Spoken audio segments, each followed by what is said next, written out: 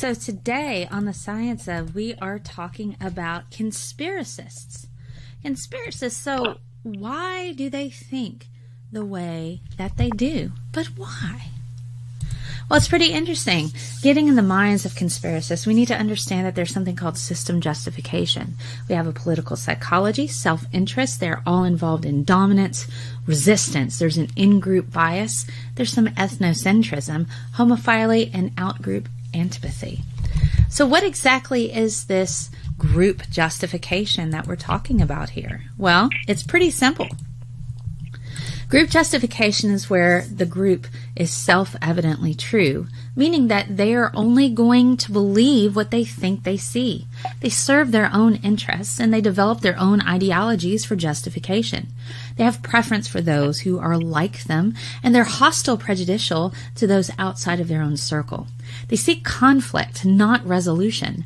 They are not looking for correct answers. Now, the thing is we may see a rise in conspiracy theorists as the societal constructs within our own type of system become more threatened, especially with the current administration.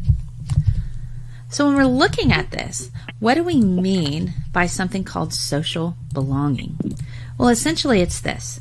Conspiracists belong to a super special secret group that has all of the right answers to unlock the secrets of the universe. It is a strong need that is filled easily in this constructive thought. Social belonging is profound and powerful. People have a need to belong, and this is very common in society. So there's two types of brains. We have suspicious and reflective. The suspicious is automatic, as in danger is near its primal fear. Danger, Will Robinson. Reflective is the rational and reasoning system of our brain. Now, what are the examples for this particular thing that I'm talking about? Well, let's say this. If you are in the woods and you hear a twig break, snap, you immediately think, will this hurt me? That's your primal brain kicking in. Your reflective brain usually kicks in at this point and allows you to rationalize if a situation is dangerous or not. The twig snap. Is it a squirrel or is it a bear? That's the reflective side. It becomes problematic if suspicious is overreactive and reflective does not quite keep up. Too much suspicious brain activity leads to irrationality, and this irrationality is commonly found in conspiracists. So, let's talk about another thing that we see within our world. It's this need to be right. In importance of being right, there's an H and a T after this, in case it's cut off a little bit. This is culture-driven, and we see it mandated early on, even in childhood. This can drive acts of hate, and in education, we see things as right or wrong. We don't encourage people to question, we discourage them if they're wrong. Wrongness leads to embarrassment, and this is a first world race to the people who are the most right on the planet. And also, people perceive wrong as equating to weakness. But we know that that's not true, but that's kind of what happens in our particular society. It is a need to be right in society, and it is mandated. It drives acts of hate, including war, as well as violence. The educational system is set up to be right or wrong answers. We don't see a lot of praise for asking interesting questions. If you get the wrong answer, it is embarrassing. So people have this need to be right because of pressures via society and institutional, including the educational construct. Our society is in a race to be right all of the time. We want to be the person in our job who has the right answers. Being wrong is seen as a weakness in society. If you are wrong, you're stupid, weak, incompetent. This is not the case, yet it is viewed this way. So what do you do with conspiracists on the internet? Best to not engage in arguments with them.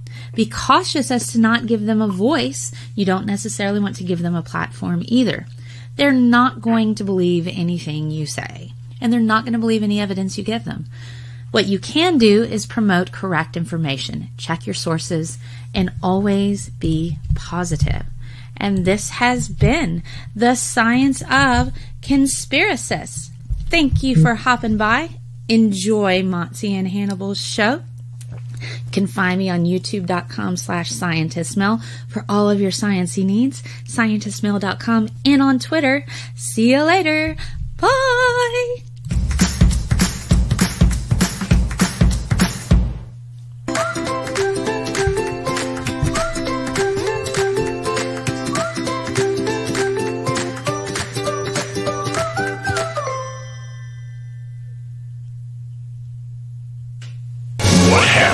when a masked producer and a headphone-wearing comic book artist get together to talk music shit, comic book shit, and political shit on the internet.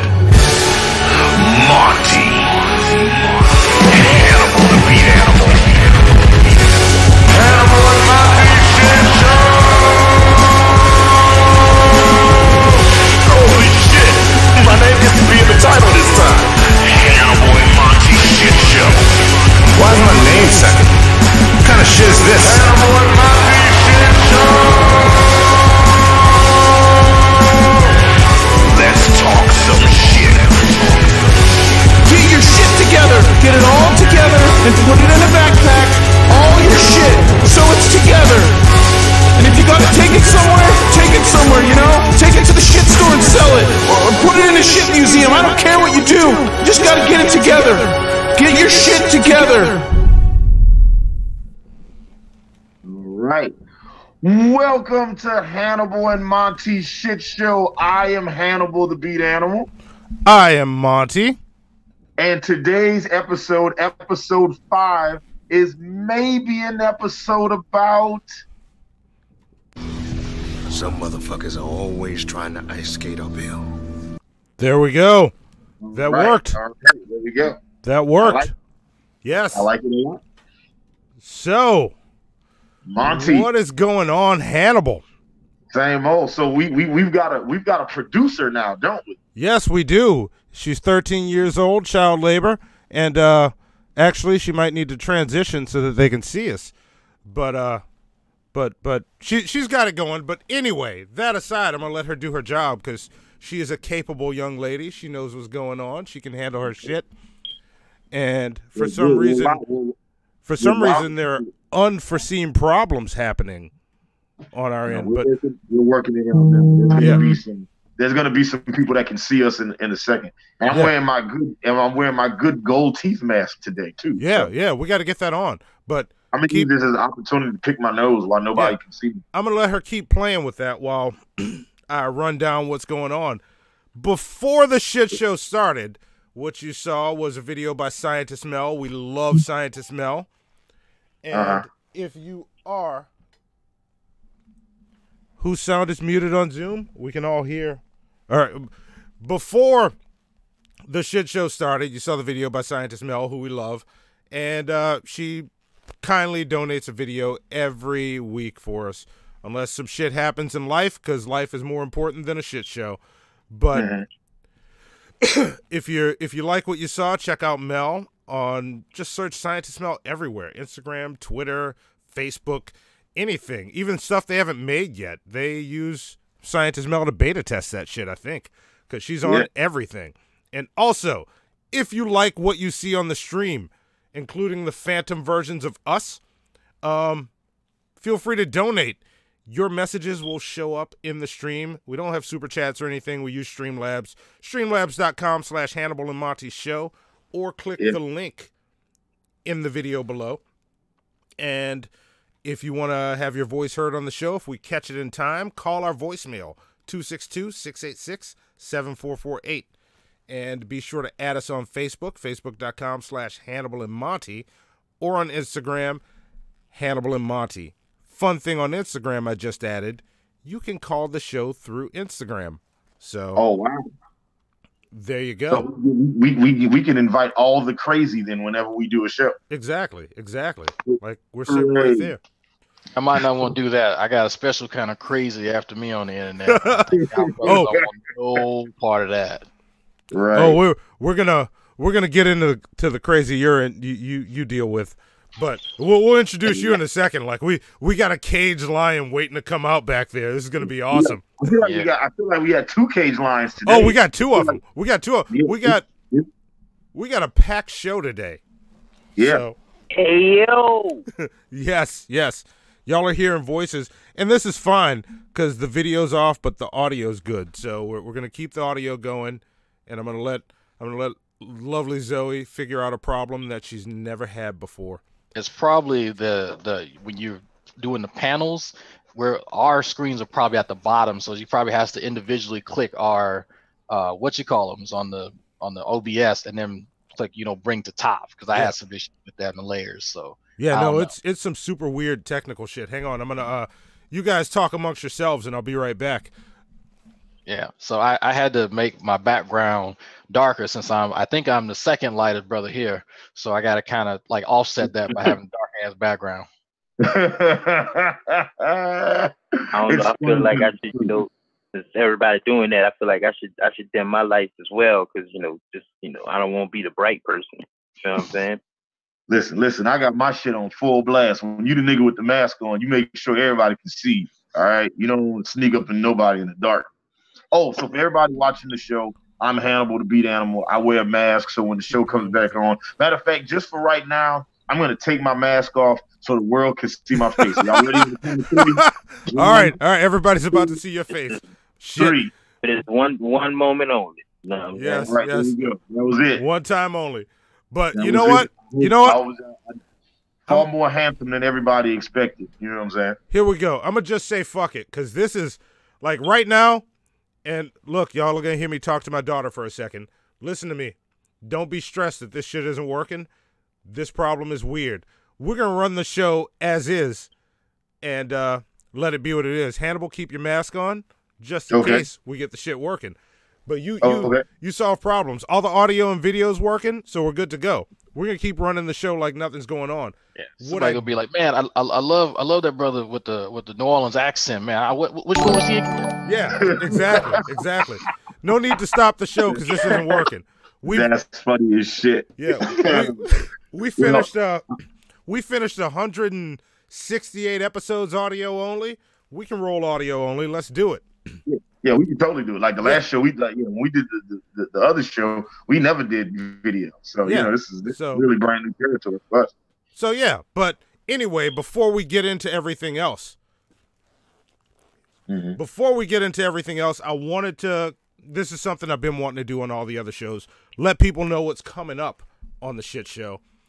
Next week, November 15th, we will be like the movie Bodied is out already. The Eminem produced movie Bodied.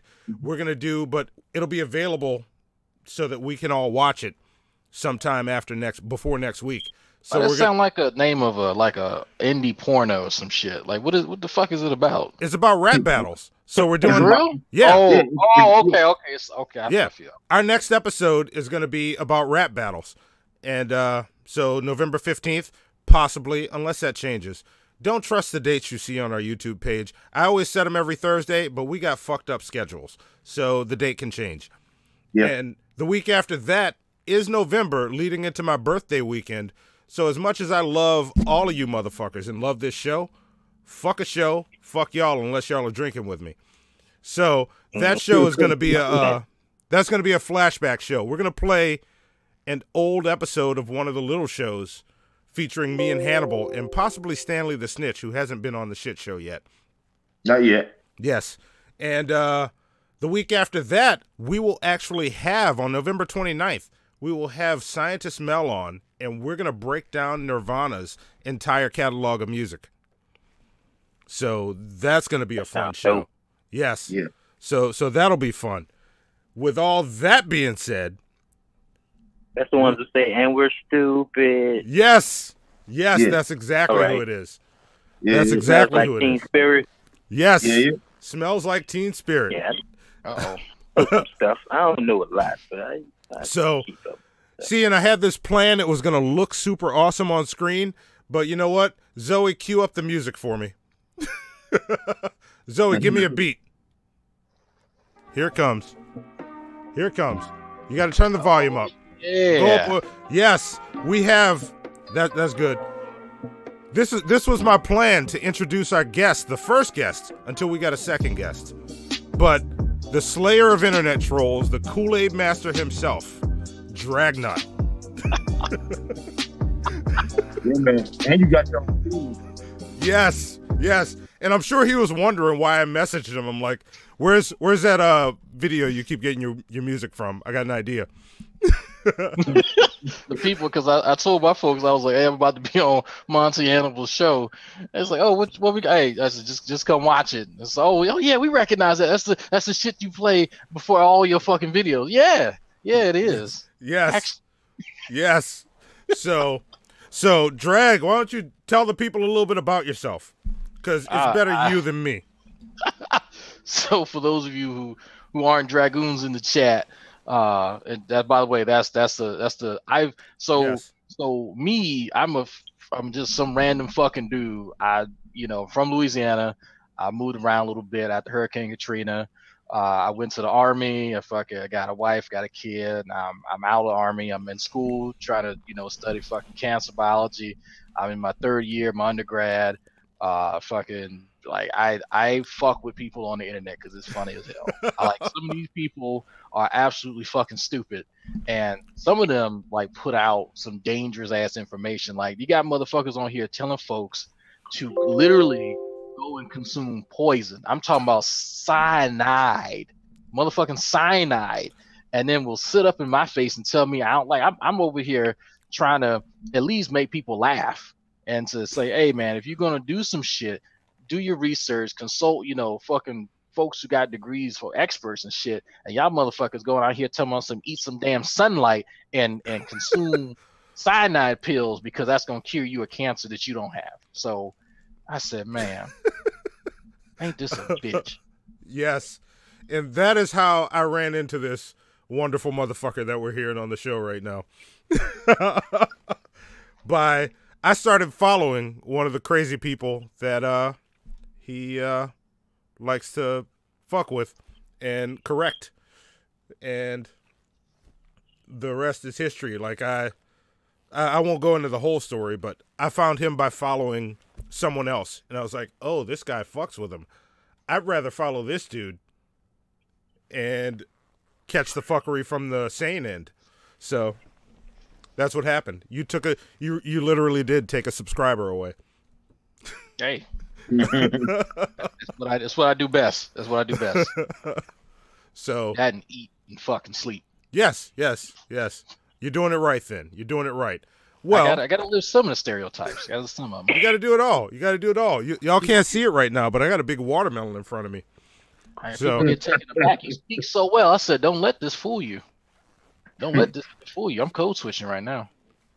I will get ignorant, and I have. Yeah. Well, look, feel free to get ignorant on here because we're about to do it, and we're gonna move the shit along and go through a couple of our segments before we really start talking shit. We got one more guest to introduce. Oh yes. I am so sorry, E Green. We're gonna bring you in. We're gonna introduce you right now. E Green, why don't you tell the people who the fuck you are? Nice to meet everybody. It's E Green. You know what I'm saying? New Orleans evacuee, ATL resident. You know what I mean? E Green Entertainment, EGE. You already know what it is. Everything is great every day.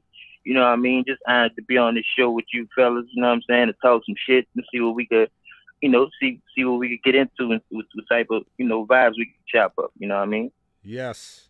But other than that, you know what I'm saying? I'm, if you don't know me, you know what I'm saying? You will know me, you know what I'm saying? Because I'm your sister's best friend. You know what I'm saying? Like that's what it is. You dig?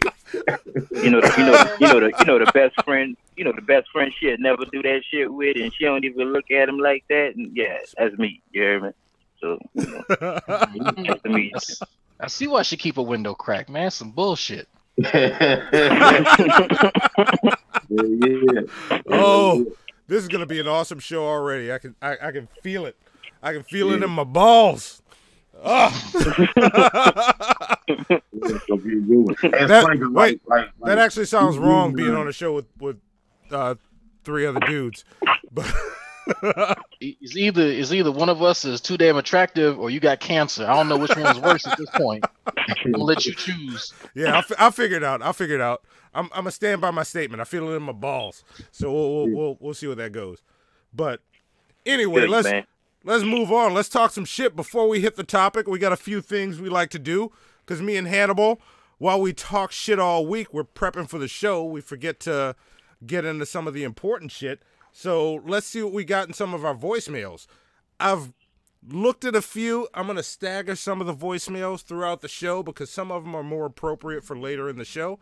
But let's check some of the main ones.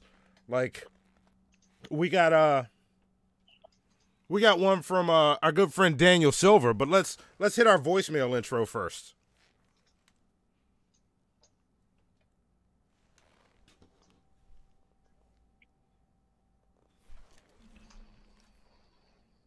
As soon as it plays. Man, like, okay, first off, you must be at Wait, hang on. Technical error. Oh, never mind. I got it. I see what's going on. Back that up. We had a little technical glitch. That's my fault. I told the producer to do it wrong. So what we're about to do now is the voicemail from Daniel Silver, Hannibal and Monty's shit show's attorney. And last week we did a show about Spider-Man, and I like to text Daniel Silver to keep him on his toes, so that he knows what's going on. And the question I asked him was, since it was about Spider-Man, I told him I've recently acquired some spiders in preparation for this week's show, and I've mixed a solution using bacon grease, grape Kool-Aid, and ground up watermelon seeds. Once I combine it with the spiders and let one of them bite Hannibal, would he be legally obligated to share his winnings while using his new superpowers as a pro wrestler? So here's Daniel Silver's response to that. Silver, the gold standard. Man, like, okay, first off, you must be out of your goddamn mind if you think that bacon grease, grape Kool-Aid, and crushed up watermelon seeds are going to give anyone superpowers, let alone combining them with a spider so that the spider can bite someone and give them superpowers. Like, that's just... Man, that's dumb even for you. Anyway, goddamn. Sometimes I wonder why I keep taking your phone calls, and then I look at my bank account and see that your next check cashed. So, anyway, and no, he would not be... If somehow he got superpowers from that damn thing, he would in no way be obligated to give you anything unless, like, you sign a contract or something, and even then, he wouldn't. So, yeah, that's a fucking ridiculous question, man. Like, I'm whatever. Keep sending the checks. I'll keep answering them. Talk to you later.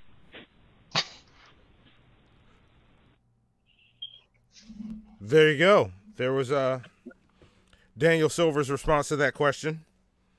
I mean, it sounds like my proctologist has more enthusiasm in me making bowel movements than that phone call. Yeah. Daniel Silver is I don't think he likes us, but he keeps cashing our checks. So sound like he at the end of his rope. Yeah. You know what I'm saying? I want to get my money's worth out of it. So I like to challenge him. So I just ask him questions.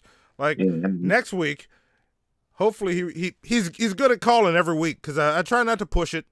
I send it every week because you never know when you need legal representation. But next week I told him, so I think my neighbor is part of the Illuminati and working for NASA, which means he may be trying to kill me and Hannibal because we know the truth about the meaning of the color blue. Don't worry, I wore parchment paper hat because foil is a lie when I went into his house to set up the cameras to monitor his activities. My question is, can I borrow $50? So that's what I sent him. So why did your conversations with your lawyer sound like the daily conversations I have with my father? I don't know. That's just how we roll. That's just how we roll. I do the same thing with my daddy. Like, I call him and I say, man, I'm about to build a basketball court. What I need, and he give me all the instructions and everything I need, and then we get off the phone as if I'm really going to do that.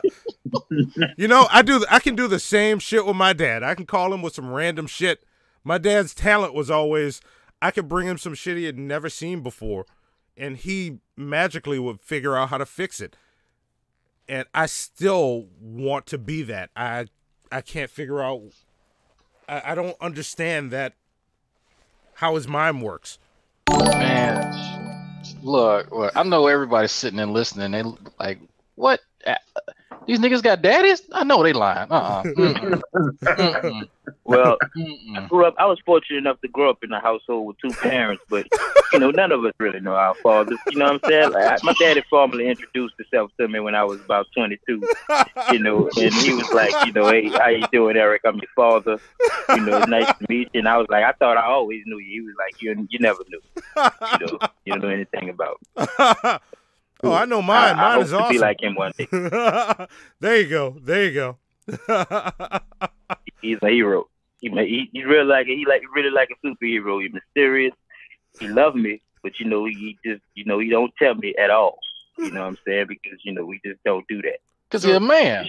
He's a man. You're supposed to just know that shit. Like, he's supposed to send you a text and be like, hey, you just need to be here, and I ain't gonna say shit. You just supposed to know what's supposed to happen, right? Right. Texting is too advanced for him. You know what I'm saying? Like, it's almost like he got to send a pigeon. You know what I'm saying? With the, he on that level with it. You know what I'm saying? Yeah, he said he got some native in his blood. Nigga, you better send a smoke signal, and you know which blanket to use and which one not to use. Exactly. Yes. You know what I'm saying? Like, that's Ernie. His name's Ernie. My dad is the master of I'm calling to check up on you, but I'm not tell you that's why I'm calling. Like, he'll call up and be like, yeah, so I saw you you changed that bolt on your front door. How's that working out? Like, yeah, I'm feeling fine. I'm just getting over the flu. Like, he's just calling to find out if you're still alive and how the flu was treating you. But he'll call on some random shit that's got nothing to do with anything just to make sure you're alive because you answered the phone. So yeah, like my dad is the master of fatherhood. Like, he lets me know all the time, like, we are not friends and I'm not your friend, and I'm your daddy, and don't talk to me as if I'm your friend because we're not friends. And he called me all the time and just tell me what I need to do and didn't get off the phone because my opinion doesn't matter because I'm not your friend. You only listen to your friend's opinion. You know what I'm saying? So he just called me, give me instructions, and get off the phone. Like, you up? Go to work. And I'd be like, I'm going. You better be. And he hang up because that's how you know. That's how you show me you love me. That's real. Now look, man. Hey, Eric, I'm gonna ask you a question. People can't see you right now, but man, you've been like hovering this white styrofoam cup for like the last 10 minutes. I'm about to ask you, right? Yeah. Right. Big fat. Brand recognition as well. You know what I'm saying? E-Green Entertainment styrofoam cups. You can get yours at gagclothing.com, so everybody's listening. That's what's up. Just holy water. Eventually be looking, right? We're gonna get video in a second, and it's gonna blow people's fucking mind. I like how you're giving people false hope. Streamlabs is fucking up. That's all I'm saying. Like, that's why I'm like, roll with it. This is nothing on my end, but yeah, we're gonna get video in a few minutes. Keep waiting for it. But you got audio. We're entertaining this fucking audio, so let's roll with it. But that being said, purple, huh? Wait to see that purple spill out his cup. That's why I'm looking at it. I got 2 monitors up, big as hell. I'm waiting to spill it eventually. Me too. I got 2 up, bro. I ain't gonna even lie to you. I'm in the lab. I got 2 up. I'm ready to see everything. Drag's waiting. It's like, oh, I'm gonna catch this nigga. This guy. This is gonna be amazing. You got your screen cap program up, waiting for it. Sap, I got it. I was ready. All right. Well, that being said, ready. Some of the the other voicemails I want to save until we get into the meat of the shit. But let's move on to the other segments of the show. Let's go on to important shit. Like, I got a couple things in important shit. Let's roll it. Here we go. All right. FlyingZombies.com, Blog Talk Radio, and Team MFN proudly present Hannibal and Monty's Action News with L. Damon on sports, Heath, the man on the street, meteorologist scientist Mel on web, and Monty's Action News anchors Hannibal and Monty. And now, here's lead anchor Monty with Monty's important shit.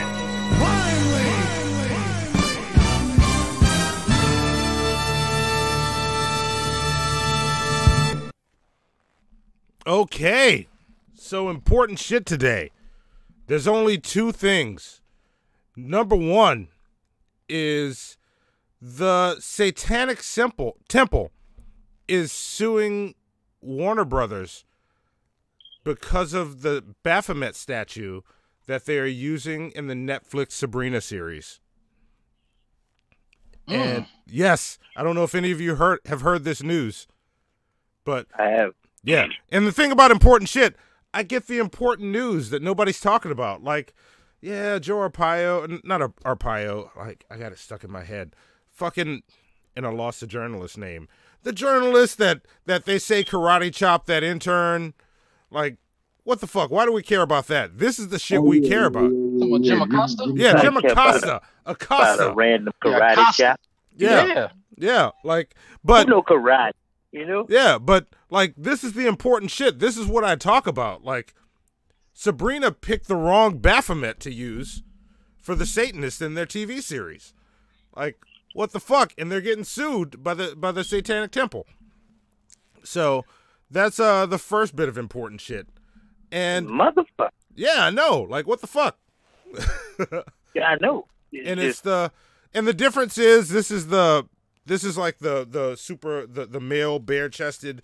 He doesn't have the tits like the regular Baphomet, and it's got the kids around it. Like, that's the Baphomet they used. Like the one they put out. Nobody wants to worship an out-of-shape person. Yeah, you don't want to worship the wrong Baphomet. Hey, no way. Look, Buddha. They worship his fat ass. Buddha, true. That's you right. He's fat as hell. Yeah, that's true. So everybody else is shit. Yeah. So there's that. That's number one. And like I said, this is short, important shit. And the number one bit of important shit this week in Monty's important shit is I caught a shiny Rapidash this weekend. Oh shit! I see. I would have caught one, but my wife wants to play that when the new Pokemon come out. So her thing is she's not gonna play it and play another one. So when the new shit come out to go with the shit that you playing, she'll be fresh for some. Look, I'm trying to say that with a straight face to sound dumb as hell, but she ain't in the house right now, so I can say that. Yes, there you go. Well, they can't see your face right now. Don't leave me behind on this subject. What the hell is a habitat? A Sebastian? Did you say haberdashery? Because I know what haberdashery is. Something like a shack, a store, a location, maybe even we can go so far as to say a bodega. But did you say a haberdashery? I wish I had that Sanford and Son clip. They say this is a haberdashery. I want to buy some haberdash. I don't know, but I wanted to catch you before Drag went in, because Drag was going in, and I was like, wait, plane leaving without me. You know, what was it that you caught? A Rapidash in Pokemon Go. Like, and I'm about to say, I can probably get that wholesale for you, but I can't. I don't know. You're the type of nigga I need to be friends with. Like, if you could just easily, without even knowing, saying, I could probably get that wholesale for you. Yeah. Just call me. Be like, I need a haberdashery. I'm gonna be like, I got you. Hold up. Give me a second. You did? I'm gonna hit you back with the ticket. I'm like that, dog. Haberdashery's on deck whenever you need one. Well, look, I got your number from setting up the show. I'm gonna hit you up when I need something. And like, it's so funny because I always save the number one item in important shit to be the fucking dead fish that I drop, and everybody's like, okay, why? But y'all just jumped on that shit. All right. Yeah. That was important to me. You called a haberdashery, bro. I have never met nobody that called one of them. Like, how you do that? You own. I just imagine Monty walking around the streets of New Orleans and just sees like a closet full of clothes, and he caught it, and then he uses that to fight against other Pokemon. Yes. Put some linens and money on the ground and put a cage up and catch it. Yeah. Somebody in the forum knows what a Rapidash is. See? Yeah. I'm not alone. I know what I'm talking about. I heard was Pokemon, and I was like, and see, y'all keep forgetting the important part.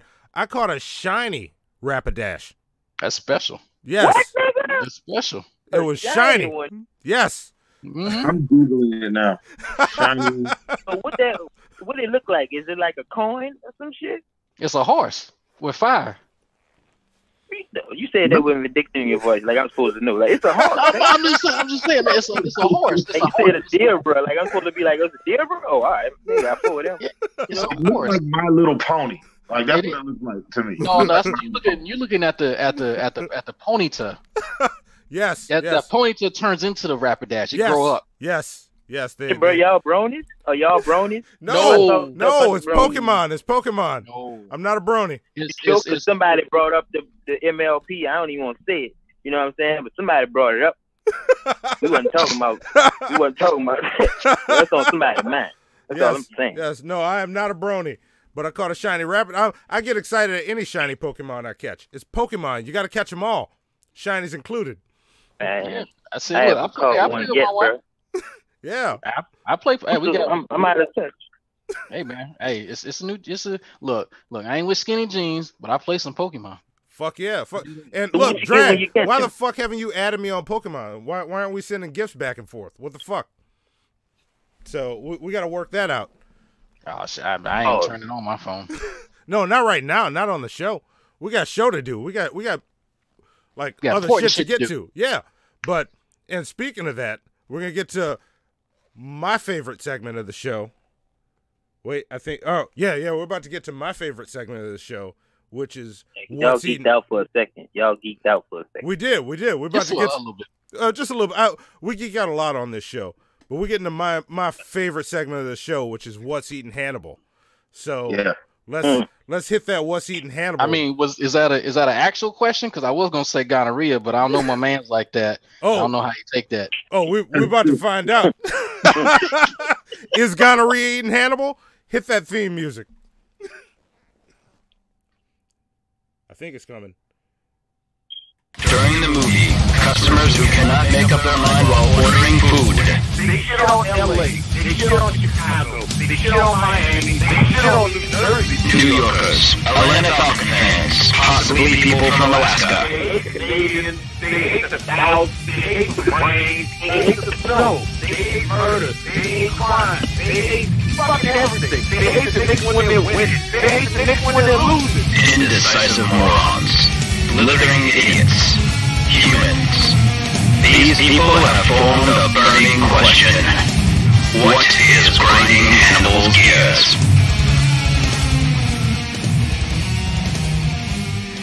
All right. So what's eating Hannibal this week? Man, look here. So this shit happened last week. The haberdashery. I was out playing Pokemon Go and I just catch one haberdasher. Bro, I'm fucked up right now.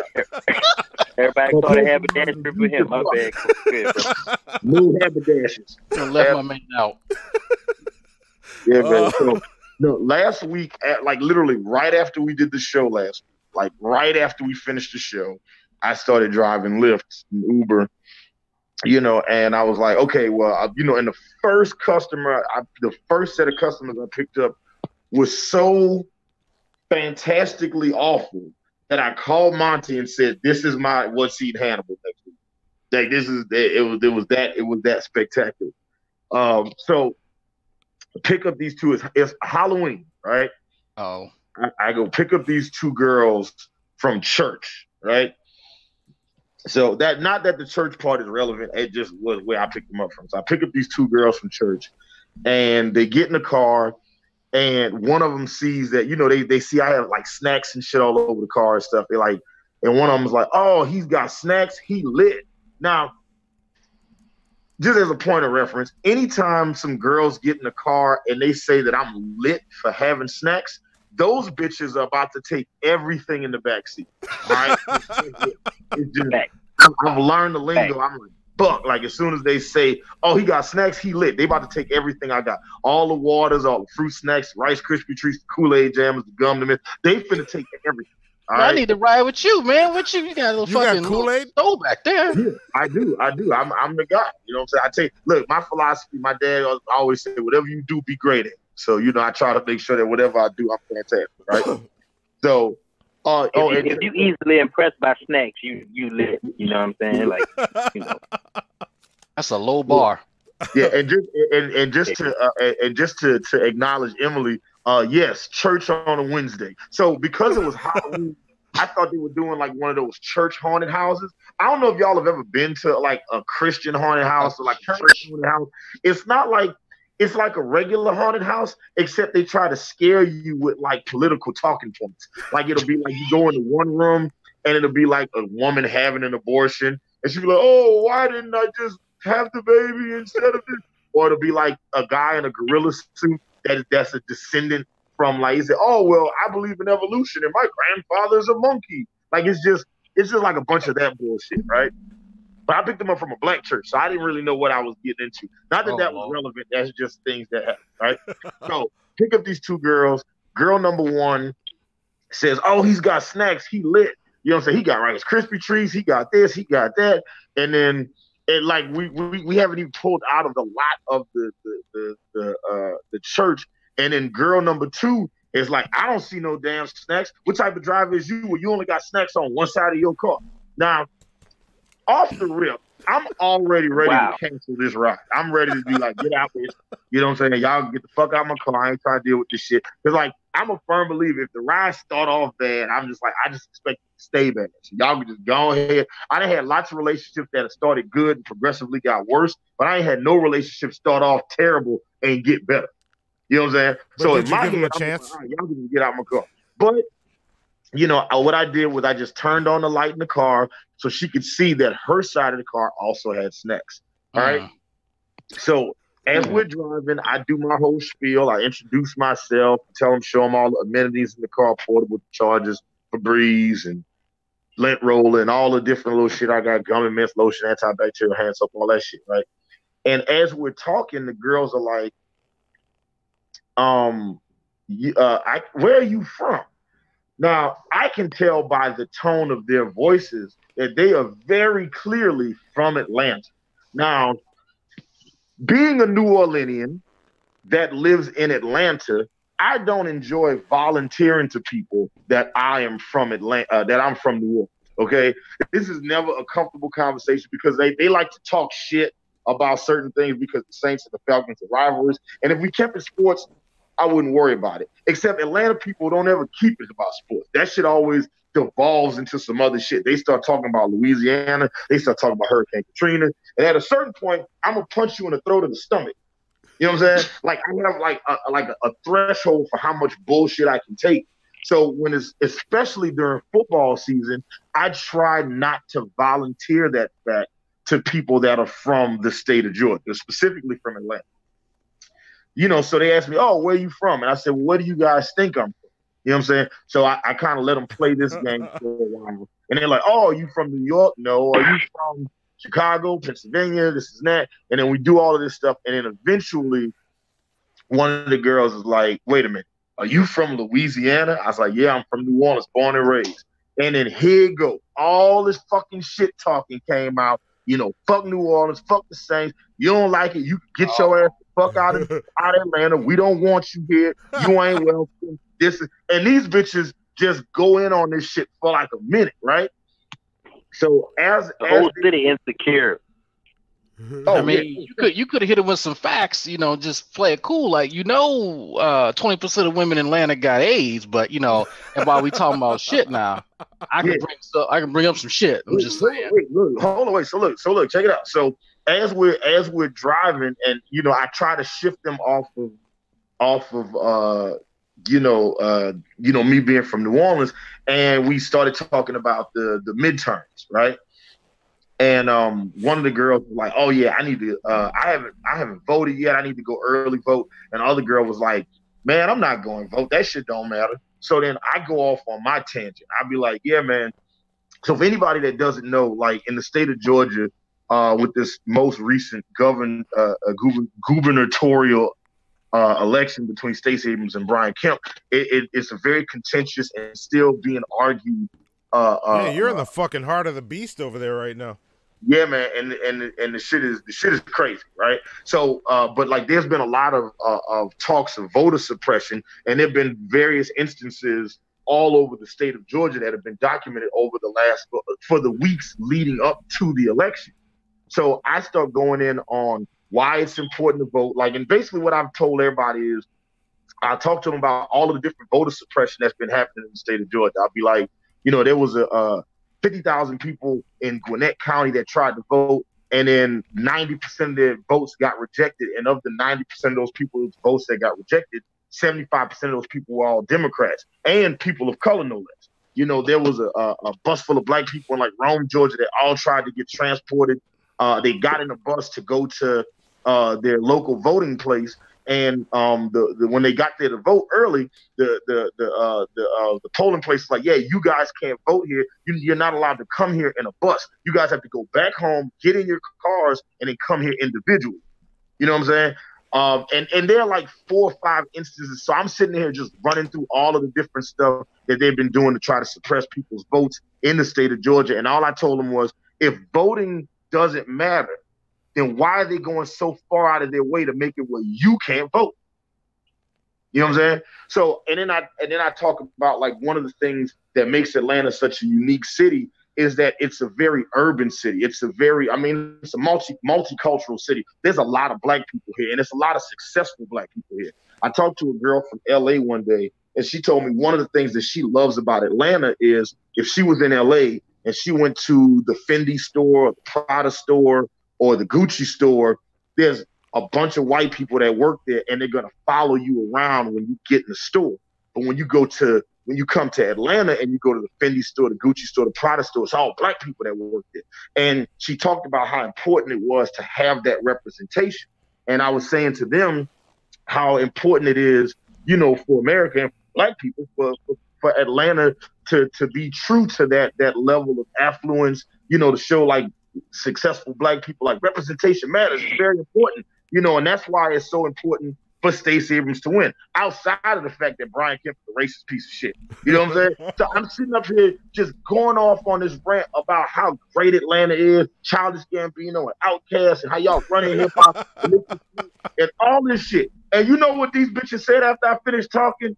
It was like, yeah, but you still from New Orleans, so you a hoe.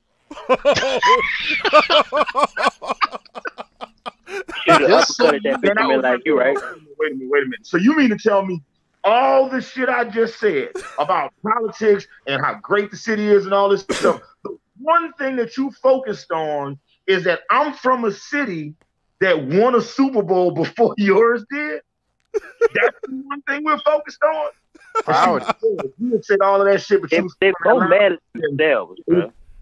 And she was like, yeah, if you had said all of that shit, but you was from Atlanta, I'd have heard you. But because you're from New Orleans, I ain't hear nothing you just said. I said, you immature bitches, y'all need to grow up. Literally those exact words, and then we rode in silence till I got to their destination.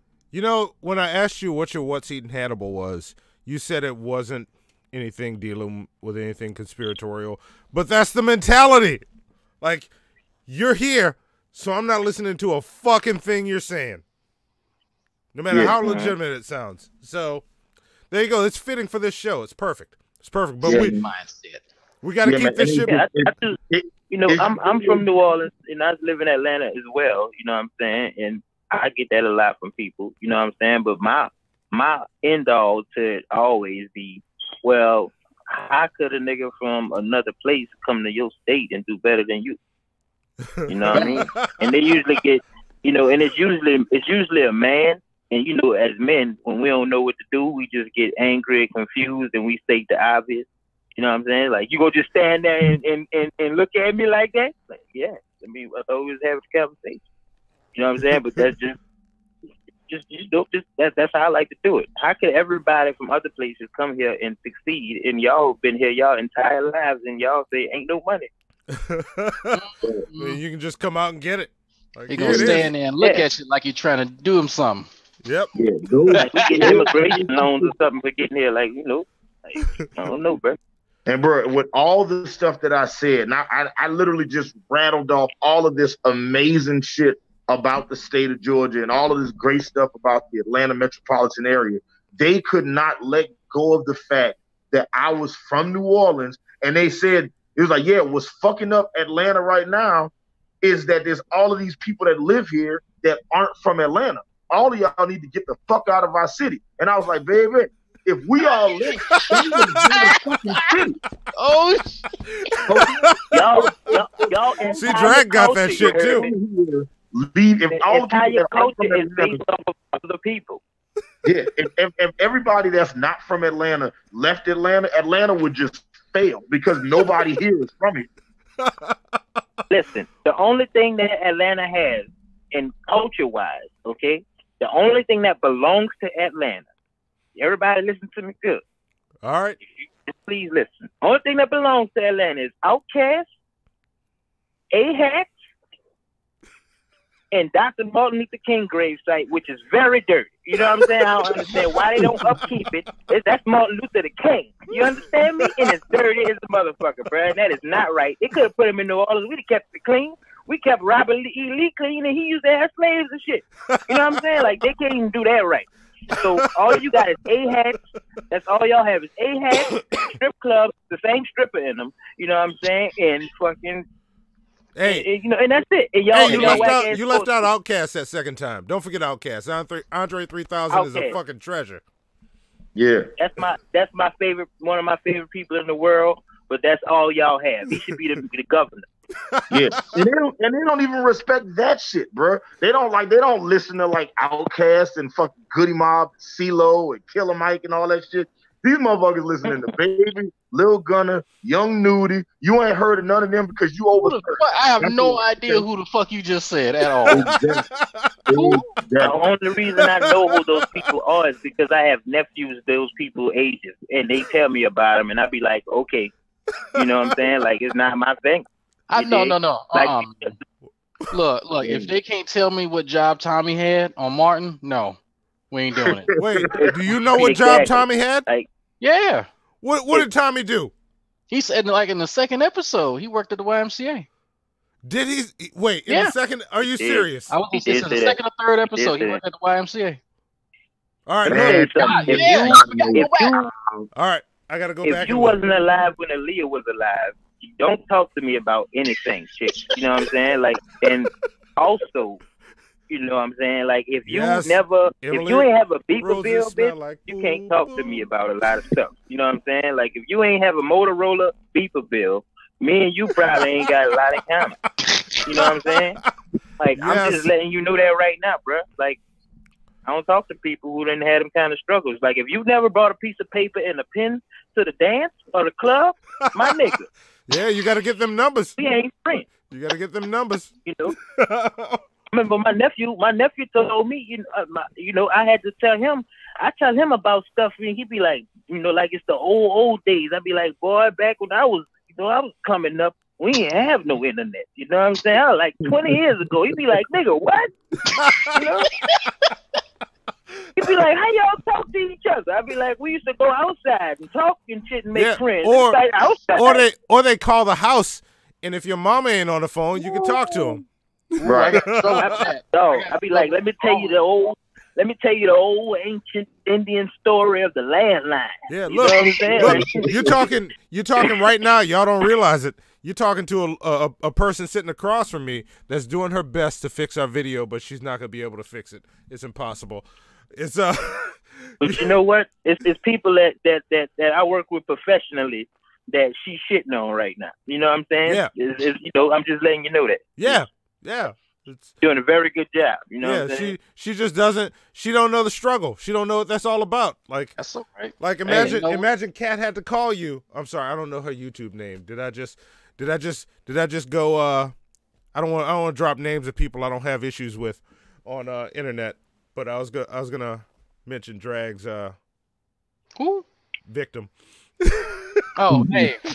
Hey. I got no issue with that motherfucker. I just think he's stupid as shit. So I'm not gonna say his name because I don't. Or maybe the shit show could use the smoke. We'll take it.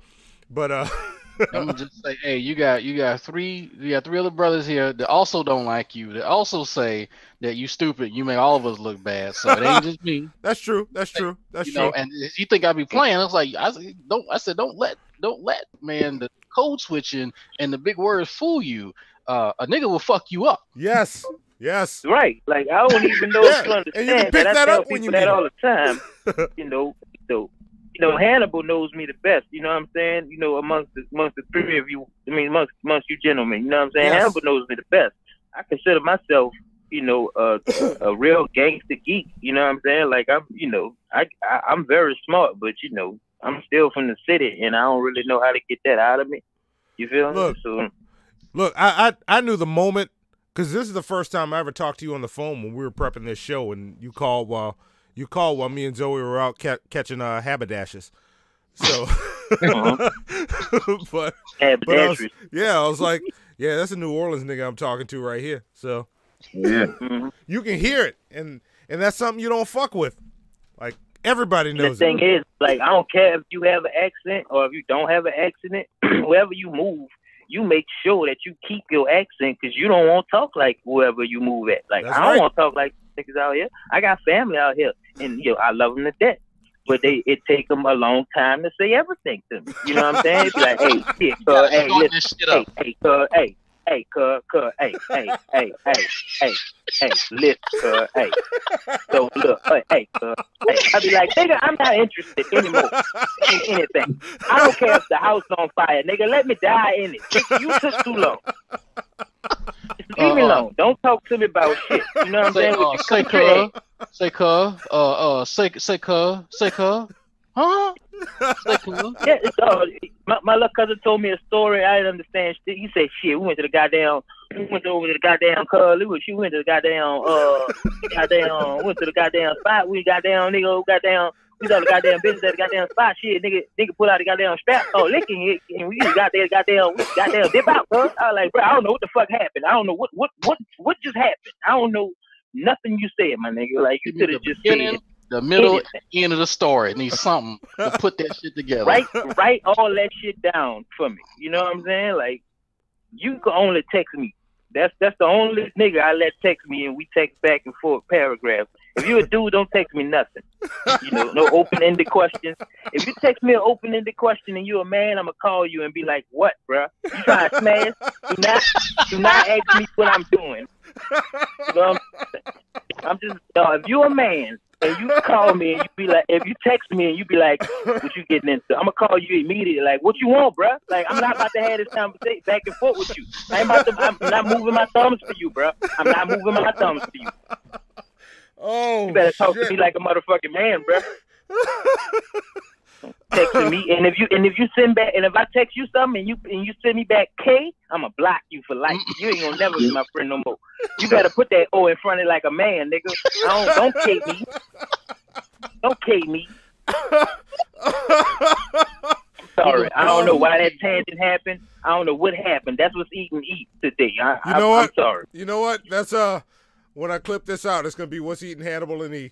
So don't send me no K. Don't send me no emoji. You call me. Don't send me no. If you send me an emoji besides 100 and you a nigga, boy, it's an issue. You know what I'm saying?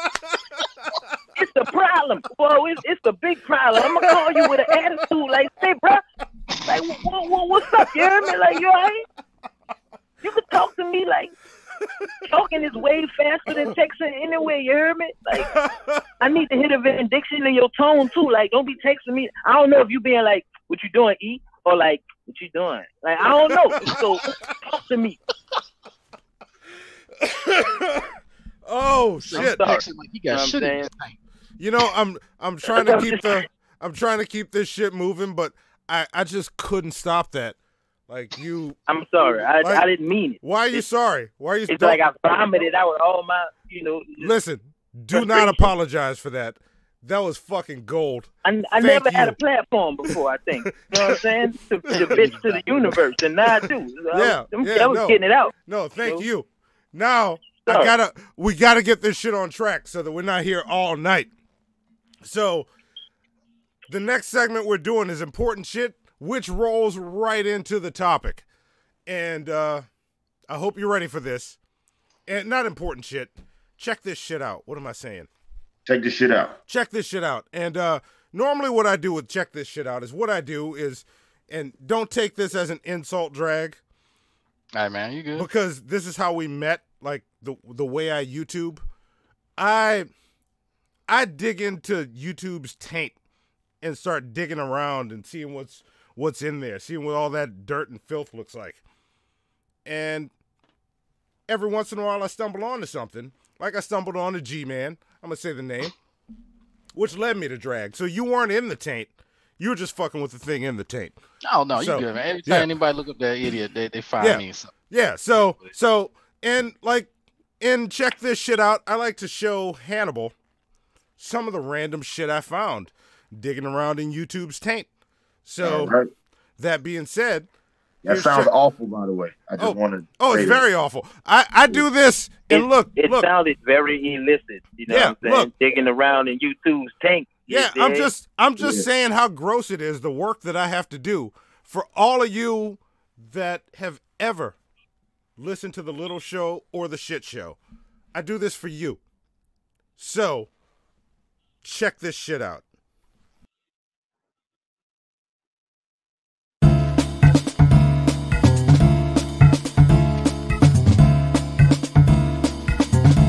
Hannibal and Monty's Shit Show presents.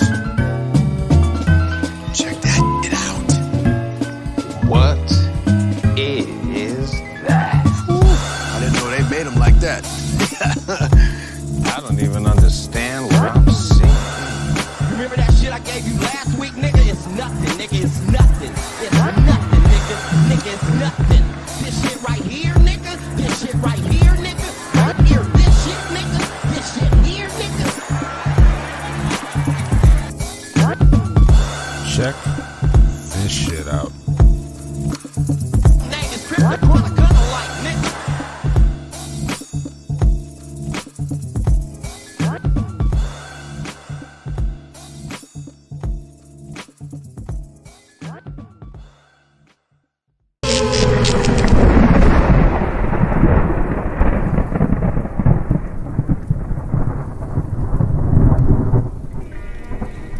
For the last 9 months or so, I've been following the saga of the homunculus.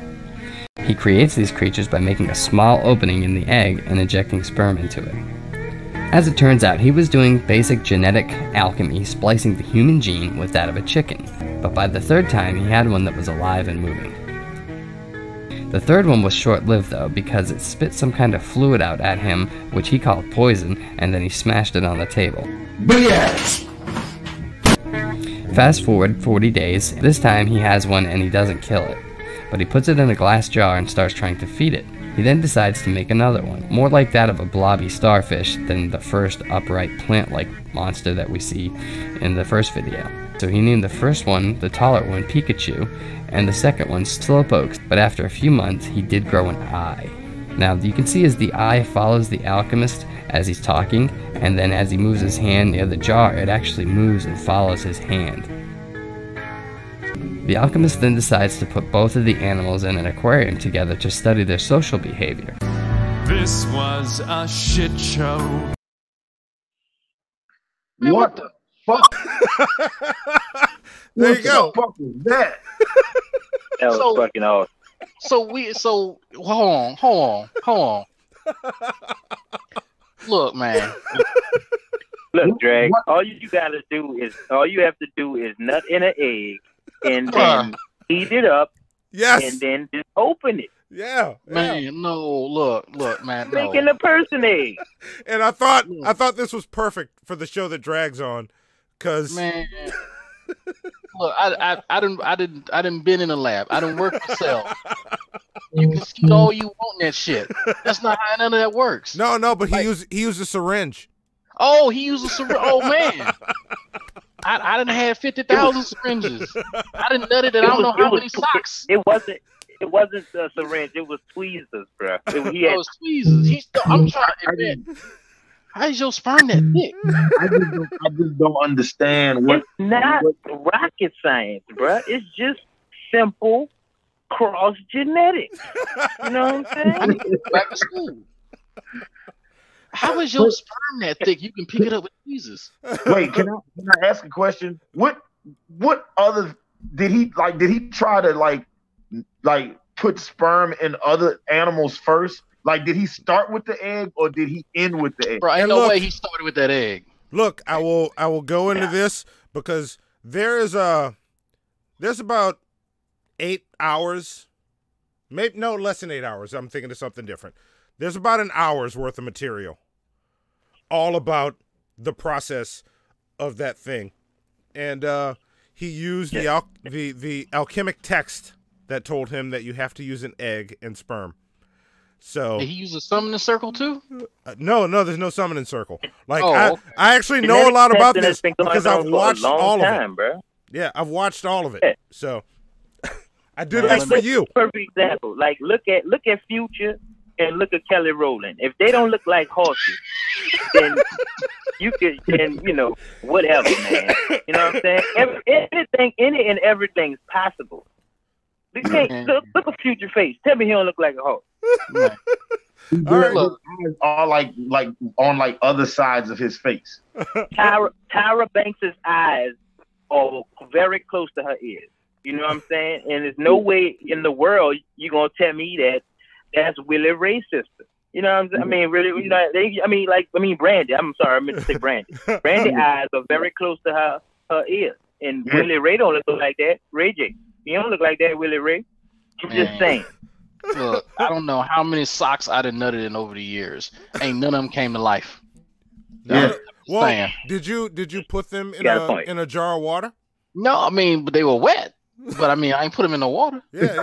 You first you start in a petri dish, and then you put it in a jar of water. Not in the pussy sack.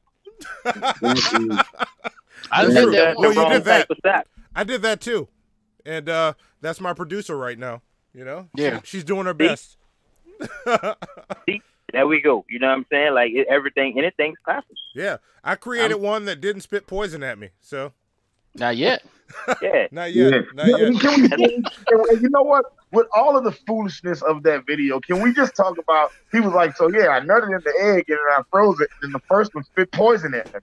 What? He lost over that shit because there was so much other foolishness. How did he know it was poison? That's my thing. How did he know it was poison? He said it tastes bad. That's why he didn't like the way it tastes. He said, "I touched it. I used a Q-tip and I dabbed it in what it spit out, and I put it on the tip of my tongue, and then blood came out of my ears immediately. I rushed to the hospital, and they asked me what happened. I said nothing." I made some shit and turned backfired on me. My nut creature shot something at me. Right. Yeah. So I killed it with a book. It ain't go high playing. Right. Okay, man. So yeah, I feel like when Monty deep dives on YouTube, it takes you to way different places that it takes. Oh yeah, me. I end up in some random places. This man's search history. I'm just saying. Oh, you can look at it if you ever want to see it. I done been there, brother. Yeah, if you ever want to see it, I'll give you a screen share. You can dig through and look at. I'm not ashamed of shit. So it's like a cave. It's like a cave full of fear, depression, and anxiety. You know what I'm saying? It's like you watch it and you be like, that shit real, and you be like, somebody made this. I haven't even shown. Yeah, I haven't even shown the scariest shit I've found. I'm saving that for like episode 50. Man, you must have found my ex at Church Point. I choose to subscribe to all the bullshit I watch. You know what I'm saying? I sound like you found my ex from Church Point the way you make it sound. And see, I say that when I tell people about the story about the little short, big titty white girl I got from Church Point, and nobody gets it. Like y'all are actually gonna get why that's so bad. They don't have short, pretty, big titty white people. You lying? In Church Point, yes, they do. Right. Show me one. I'm you said she was short and had big titties, and she was pretty, and Caucasian Anglo-Saxon. She wouldn't. No, man, no. Look. You lying. No, she wasn't lying, bro. She was. I'm not calling you a liar, but that is not a fact. She was short. She was from Church Point. We agree to disagree. We could agree to disagree. Where's Church Point at? All right, look. Keep a tally. That's the first agree to disagree. Just give me tally marks. I want this. Matter of fact, I don't want to agree. Matter of fact, my opinion outweighs truth. So you're wrong and I'm right. Put that on the table, okay? And look, everybody pause. Clip that moment out. Yeah, she was from Monroe. and with that, let's get into the conspiracy theory. Yes. And look, these are going to be in, like, I kind of picked an order before, but I don't remember what it was. But let's just roll into the first one. What is it? Hit it.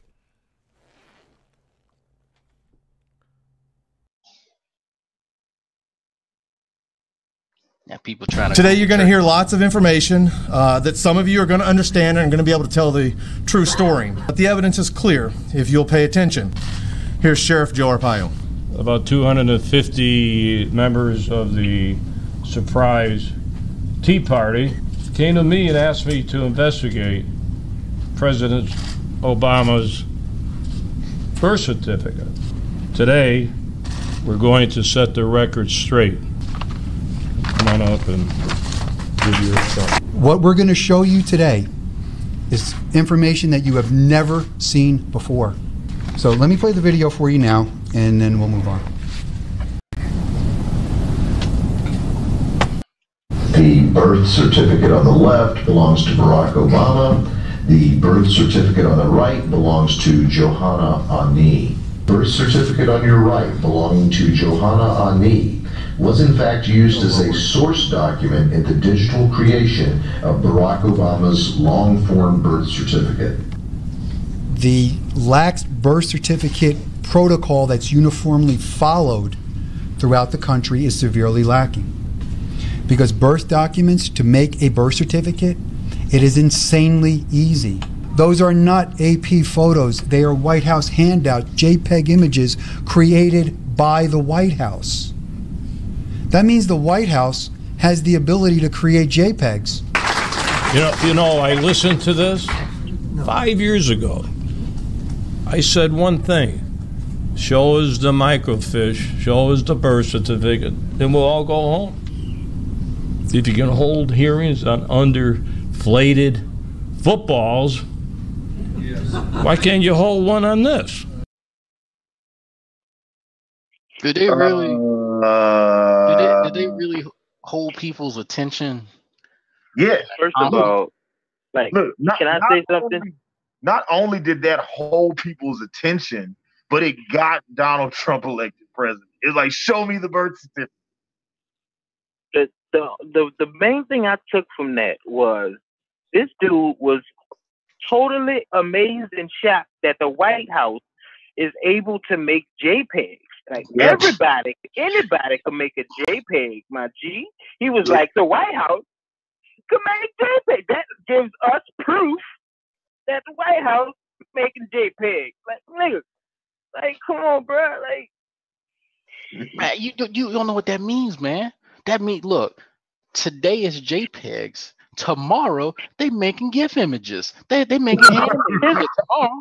What's next? What's next? PDF? Bro, my man. Look, I'm just saying, we get to that level, it's gonna be war. Yeah, man. Yeah, and they probably know how to make PowerPoint presentations and all that, man. I don't know what the world's coming to. This one world government shit is getting close. You know? They're making JPEGs out here.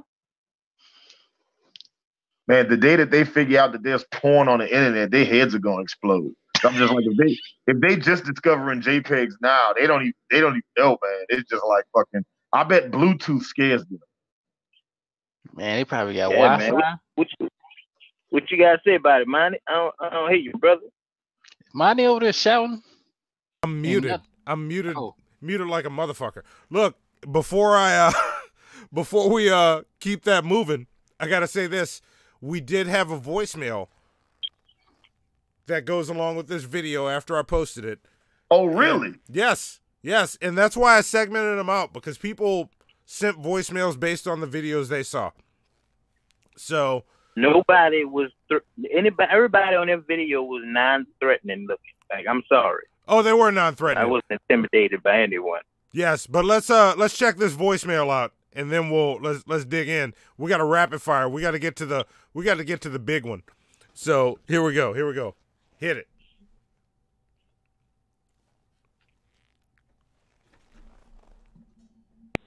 Hi, it's your neighbor Emily, and I'm calling in response to the Obama birth certificate video. And while it was a short video that is intended to promote the idea of conspiracy, it didn't really tell me much. What it did do, however, was raise questions for me on the current administration, because I'm actually a fan of Obama, and I thought that whole thing was just bullshit anyways, considering how the ringleader for promoting this conspiracy happens to be Donald Trump. Now, we have Donald Trump holding the highest office in the land, who refuses to release his tax records. Not like it would do anything, because we have a grand old party that refuses to see any wrongdoing in any of his actions. That's a whole nother can of worms. He also has a foreign-born trophy wife, which I'm sure we will never see her immigration status or green card or anything that makes her a legitimate American citizen. We'll never even see any of that. What about their children together, at least the one child, Barron? Is he considered American citizen, considering the most recent proposal to phase out birthright citizenship? I mean, for me, this video just asks a lot of questions for the current administration. So there's your food for thought. Thanks for having me. So there we go. All right. That was that's the only voicemail we have on that video. Okay. So why does she sound so confused in her statements? Like I don't know if it was a question or a statement, because I think it was a statement. I'm with her on it, but thoughts, bring it on. I mean, it's. I think she was trying to point out that it's crazy how this smoke and mirrors bullshit was supposed to work for Obama, but now, when the tables are turned, it don't matter. I mean, it's almost like double standard if somebody's up there as opposed to somebody else. I don't know. Mm-hmm. Yeah, and that's the whole thing. Like we got a nigga in the White House. He can't be American. Let's find his birth certificate. But hey. Like, I mean, just like I said, bro, the whole cast of The Apprentice ran the country for like 8 months. You know what I'm saying? Like, you can't deny that. You know what I'm saying? It was him, Omarosa, Flavor Flav. It was a lot of them, bro. You know what I'm saying? That was just doing what they want. You know what I'm saying? Saying they're gonna do all kind of stuff. We're gonna build a wall. Everybody else gonna pay for it. Yeah. Yeah. So it's a lot, a lot of double entendres, you know what I'm saying? We're gonna build the wall to keep Mexicans out, but we're gonna make Mexico pay for it. Yeah, man, that's some Birdman shit. Yeah. Yeah. That's pretty gangster. I mean, Mexico was like, nah, we straight. Look, all three of y'all, put some respect on my name. All three of y'all. Yeah, bro. Are we finished or are we done? Yeah, I ain't got no more talking. I know a few places you was at, and I could have pulled up on you, but I didn't think that was gangster enough. Yeah. So I came to your job on national TV to tell you how gangster I am. You know what I'm saying? Playboy. From the rooftop to the ceiling. Oh. Yes. Well, let's keep it moving. We got a bunch to get through. Wait, before we move on. So, are we all in agreement that the birth certificate being like the whole issue is bullshit? That's so fucking stupid. I don't think it really matters. He grew up like in what? Didn't he grow up in Chicago? Yeah. Oh yeah, a little bit of Hawaii, a little real bit. Nigga, All right, so we're all in agreement on that. Let's move on to the next one. We're gonna rapid fire this shit to get to the cherry on top. All right. Pew pew. That's how I'm sorry, my gun's not that intimidating. What do you think tap water is? It's a gay bomb, baby. And I'm not saying people didn't naturally have homosexual feelings. I'm not even getting into it. You think I'm like shocked by it, so I'm up here bashing it because I don't like gay people? I don't like them putting chemicals in the water that turn the friggin' frogs gay. Do you understand that? Serious crap. Shut the fuck, shut. Did I say no? Oh, shit. You think I'm like shocked by it, so I'm up here because I don't people. I don't like them putting chemicals in the water that turn the friggin' frogs gay. Do you understand that? Serious crap. I'm sick of being social engineered. It's not funny. Say it again. Say something else. Oh, say something else. Say something else, nigga. Yeah. I can honestly say I used to think Alex Jones was the funniest part of YouTube until I realized people took him seriously. Man. Like I thought he was a joke for a very long time, and I was like, oh, this is funny. This dude's like, I thought he was a comedian doing a bit. I never took him seriously. And then it was like, oh wait, there's people out here that really like believe this dude. Like they really like take him seriously. This shit is insane.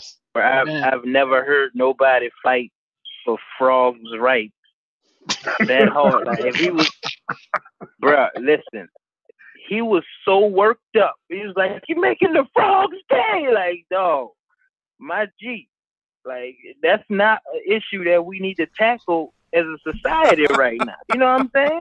Man, look, them frogs, I be walking by, they be looking at my booty, man. Come on. And then the next thing you know, those frogs are going to want to use the same bathrooms as your children. And you definitely I don't know what's worse, man. I take a brother's actual read. Like, if y'all look up Dr. Tyrone Hayes, he took this brother's work. I don't know how many brothers y'all know that got a PhD in fucking chemistry. But he took this dude's work and then turned it into some old crazy shit, man. That's yeah. You were mentioning that to us. So what is he using for that? Like, so here's the actual backstory. Now, frogs they can change whether they male or female depending on who needs to fuck and what need who they got in their population. Now, if there's too many bitches, they'll make some niggas. And that's how it works. So I'm just putting it across the folks so you understand. Yeah. That's how it works. You can make some bitch species. You can make bitch niggas. Can I just Bro, I'll be inside making bitches all day. I'm sorry. I'll be inside making bitches all day. I gotta say how upset I would be if I was like a boy frog and then one day it was like, oh, there's too many boy frogs, not enough girl frogs, and I just switched and then just grew vagina. I would be very upset. Not that there's anything wrong with that. Dick breaks, pussy doesn't. Shout out to Sylvas for that one. Because you just had to. You might have, It is just like, I would be very disappointed if my whole life I was a boy frog. Like, could you imagine Kermit the Frog one day and if Miss Piggy come home and she wants some of that good frog dick and it's like... You talking about Bruce and Caitlin? Like one day you Bruce, the next day you Caitlin? Yeah, pretty much. It's due to a business need. You have to adjust and adapt and improvise. You know what I'm saying? Or be something else. You know what I'm saying? So Dr. Tyrone Hayes working for the drug company. Drug company makes some shit. It turns out this shit, make it so that frogs they can't change. They all of them females. So that's messing up the ecosystem and shit. So he going to war with his former employer about that. That's his thing. But somebody caught wind of, well, they can't make no more male frogs. This is changing their hormones and stuff. People saw hormones and they saw all male, all female. And so they then took that and ran. And so that's where the shit come from. All right. Y'all can look all the gay frogs causing like an issue with the ecosystem. Like, are they like? No, his whole thing in the water was too much or something. His whole thing was the government's trying to make us all gay to control us or to control population. Yeah. That's you think it work on people? No, work on you. Put whatever you want in the water. I ain't sucking no dicks. I don't care what you put in. Yeah, I'm not either. That's what I'm saying. Like, you ain't gonna make me think it do fine. Yeah. You know what I'm saying? Like, I don't give a fuck what you do. Go ahead, try it, Alex. We'll see what happens you get with that. Oh, E Green, are you calling out Alex? You calling out Alex Jones right now? Look, man, look, I'm stating my opinion, and if Alex Jones feels the need to subscribe to my, notion, then so be it. Look, I'm saying it And right on now. my word, however ignorant it may be. I'm saying it right now to the tens of people listening. The tens of you. All of you. Stop what you're doing and listen. All three of y'all. Yeah, all three of y'all. All three of y'all. Stop what you're doing right now and listen to this. Alex Jones, you be the fourth. If you want it, come get it. Alex Jones versus E Green on the shit show. Ooh, come on. I'm calling it right now. I'm placing all bets. You know what I'm saying? We need to get some vendors popping. You know what I'm saying? I could shout out some people right now, but ain't nobody cutting no checks. Alex, I want all the smoke. You don't want none of it. I'm telling you what it is, bro. Like, my daddy used to be on the debate team, so I know a little bit of some stuff. You really don't want to go at it with me. I know a little bit about a lot of stuff, and we can do this all night. So, whatever. All right. That being said, we got to keep this moving for time. Let's go on. What's the next one? What we got next? Hannibal had a list for us. Hit it.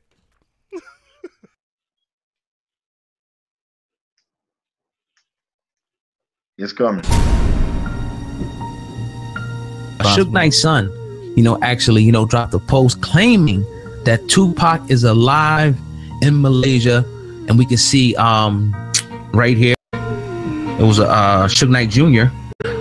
Said he's alive, and here's the picture right here of him actually saying it live right there on the screen, saying, "Man, we think about Suge Knight Jr. saying that Tupac is alive in Malaysia." You got that up on the screen for people right now? Yes, sir. Man.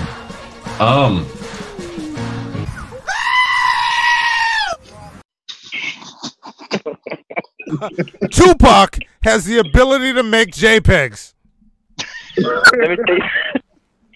Let me tell you something, bro. All right, let me go ahead and set the record straight for everybody who's listening. Okay, I know about 36 niggas that look like Tupac. You know what I'm saying? Like, he is a very lookable looking person. Okay, it's not lookable looking person. Fuck. Say that he shit look again like one more time. Everybody named Daryl. That's what he looks like. He look like everybody named Daryl, or everybody named Black. You know what I'm saying? Like, he looks like one of them dudes. Like, he look like Smack from Smack Your Hell. Like, everybody look like Tupac, bro. You know what I'm saying? He the first nigga to look like him. Everybody else follows suit. I'm tired of everybody saying he alive. If he was alive right now, he would be monetizing on his survival. And he's not. And look, I'm actually with you, because when these pictures popped up, when Suge Jr. started posting them, I'm like, there is no way Tupac is stopping saying, "Yeah, I'm gonna pose for your Instagram photo. Let's take a picture. I'm pretending to be dead, but Beyonce, come here, get in this picture with me." No. First of all, Suge Jr., how you so plugged in with anybody? Suge Knight's son. You're right. Nobody won't fuck with you, boy. You know what I'm saying? Like, you ain't no thought out person. Nigga don't be like, man, I wonder what Suge Knight Jr. doing today. No. I don't even tell Martin Luther King Jr. doing. He's got a point. If you think about it, you've never thought about no juniors. Nobody's like, man, what's Isaac Hayes' son doing right now? You know what I'm saying? Like, right. Like, we're right now. Think about his daddy. Like, that's all you gonna do. The only junior that I ever heard about, somebody with a famous daddy that doing his own thing, is Magic Johnson fucking son. Is it? What's he doing? Being gay as hell. Being a flame. Super gay. Like super duper Super gay. duper ass gay. All right. Yeah. Fabulous even. All right. I mean, he uncomfortably publicly gay. You know what I'm saying? Like, I understand you gay. It's not a necessary thing to be like, hey, everybody, guess what? You know what I'm saying? Like, so it's like if Wayne Brady's son popped up and was like ghetto as fuck. Right. It'd be weird as fuck. Yeah. Like, he just show up. I would not be surprised, bro. You hear my vernacular, right? My father's a preacher. All right? And all I know is gangster shit. You know what I'm saying? So put that together in your mind. If you can figure that equation out, you know what I'm saying, then we can do it. You know what I'm saying? Rest in peace, my brother. Rest in peace, Whoa. Rest in peace, Derek. You know what I'm saying? My brother Ronnie, even though he just got out, he went back in. You know how it is. You know what I'm saying? And don't get us wrong, for ain't nobody hating on Magic Johnson's son. Cause trust me, when I get my house eventually in the future, when my credit get good, I'm calling him to come decorate that motherfucker. Ain't nobody hating on him. I'm gonna hit him up. I'm gonna hit him up to come beat my chick's face. You know what I'm saying? Because I know you know what the foundation is and all that. You know what I'm saying? Like, what? See, that's why you don't know what that is. You gotta know how to talk that lingo, dog. That's why I'm so good with the ladies.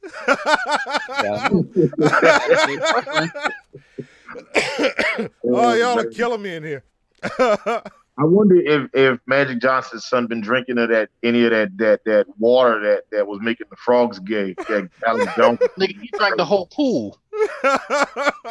Have you not seen a picture of this dude? No, I have not. He's very fancy. He's very. He look just like Madea.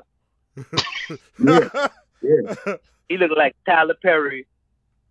If Tyler Perry could palm a basketball, he look like a young Tyler Perry. Like if Tyler Perry would have had money when he was like 19, that's Tyler. He looked like how Tyler feel on the inside.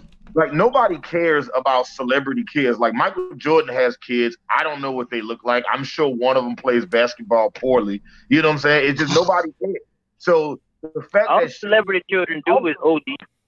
And then just real quick for the pictures that they showed, the Beyonce picture, the 50 Cent picture, are like photoshopped as fuck. Like you can literally get online and Google the original image, and then you can see the photoshopped image that they added Tupac in. So it's just And with Suge Knight Jr. If Pac hasn't aged, if that's the case, since '95, and we have to take that into consideration. He'll have a crow. Like his skin is immaculate. Well, one of them they did add some age to the face. They tried to. I will give them. I was gonna give him that. I was gonna say, you know what, black don't crack. You look good, my brother. You look good. You know who Pac look like? You know who Pac looks just like if he old? Who's that? Rakim. Oh yeah. Yeah. Don't Rakim look like Pac? I'm trying to picture it right now. I can see it. And look. Yeah, Rock. Yeah, like everybody if Tupac got older, he would look like Rakim. He would look like Rakim. He looked like DMX. Look like Uncle. Like everybody look like Pac, bro. All right, because I could picture Rakim in my head, but I pulled up the picture. Like fuck yeah, that's a realistic age in the Tupac right there. Yeah, and then look, you got to figure at this point if Tupac is still alive. All right, you know what? He would grow some hair. Yeah, look, I believe the conspiracy I believe right now is mine. I'm starting it right here from the shit show. Rakim is Tupac from alternate Earth from the future. Okay. I used to live up that thing. That's true. Prove me wrong. Prove me wrong. Any of you, prove me wrong. I can't. I'm gonna just roll with it. Well, both of them are from New York. We could run with that. Like Rakim from New York. Pac was born in New York. Yep. You know what I'm saying? Yep. Tupac Tupac decided at a young age he wanted both feet in the rap game, so he did it. Mm-hmm. So, fun fact: somebody just sent me a text message. One of my homeboys said he used to hoop with Marcus Jordan. All right. They play on a team together, but this is my Jewish friend, so y'all probably know how good that team was. That's Jordan's son? That's Jordan's son? One of them. Marcus Jordan? He ain't gonna never be able to come out with a shoe. Man, you know how mad I would be if somebody got me a pair of Air Force Marcus Jordans? Oh my God. You know how pissed off your daddy'll be if you don't wear his shoe every day? Like, bro, I won't wear other shit. Like, nigga, you got all the colors and everything. Like, bro, I don't want to wear it. Like, I'll be super rebellious. However, how do you think Michael Jordan would be if Marcus Jordan came home wearing some Kobe's? Would he be super pissed off? The only Kobe that would be in my house. As a random sidebar as a random sidebar before we go off to the next conspiracy theory, and I see my production partner Ace Wonder D Flowers in the thread. When I was young, I never had a pair of Jordans, but my grandmother bought me a pair of Xavier McDaniels. So the fuck is that? He was a basketball player. I want to say he was a power forward, maybe a center. They used to call him the X-Man. The shoes was purple and black with Velcro. It was awful. I ain't never heard him in my life. Xavier McDaniels, yeah, I man. mean, look, to answer your question, if Marcus Jordan was to come home and he's wearing like, you know, the new Kobe's, like Michael Jordan wouldn't do nothing but put him in one of his prisons that he ain't home for practice. You know what I'm saying? So that's it. All right. Clothes. That's more money. Before we go on to the next thing, like, and I'm gonna ask Hannibal before I go further. Is it too much if I address what you've been randomly called throughout this entire episode by E Green? Because I think it's funny. Oh no, not at all. No, it's like this is how I know this motherfucker has known you for a long time, because he keeps calling you ill. Yeah. And when I met you, I didn't know what the fuck a Hannibal the Beat Animal was. You were going by the name Ill Games. That's right. yeah. I was. Over the years, I've had a couple of shift changes. I started off as the Maestro, like so. You had to go. I didn't know about the Maestro. And then after the Maestro, like not too long after that, it became Ill Games. And then Ill Games became Hannibal, and then it's been Hannibal ever since. Yes. Yeah. So, I think everybody on this phone could agree in totality that New Orleans niggas, if we call you that when you born, like nigga, you gonna be that. That's how. I don't care what. The boy mama named him Clay. I'm gonna call him Clay. Yeah, so Like, how many tutors I know? I got about 17 tutors in my family. I got about 14 Noonas. You know what I'm saying? A whole bunch of blacks. You know what I'm saying? Like, I got like 3 blacks in my phone. I don't know none of my aunties' names. All my aunties' names Teedy. I don't know none of their names. Everybody Teedy. Yeah. He just identifies them by the last 4 digits of their phone number. That's why he knows which one it is. See, and I come from the spot where like I grew up in the suburbs with all my black family, and they'd give me the white sounding names. Like I didn't get to call anybody Teedy. Like they're like, no, I'm just Auntie Flo. Just call me that. Oh man, you ain't even have a childhood. Just call me that. Because I was the one that's like, oh, he's special. He's special. Just leave him alone. That's where I come from. So it was. That's my struggle. That's what I had to. I'm about to put my phone up to the camera. Can't nobody see this. Wait. I want to see it.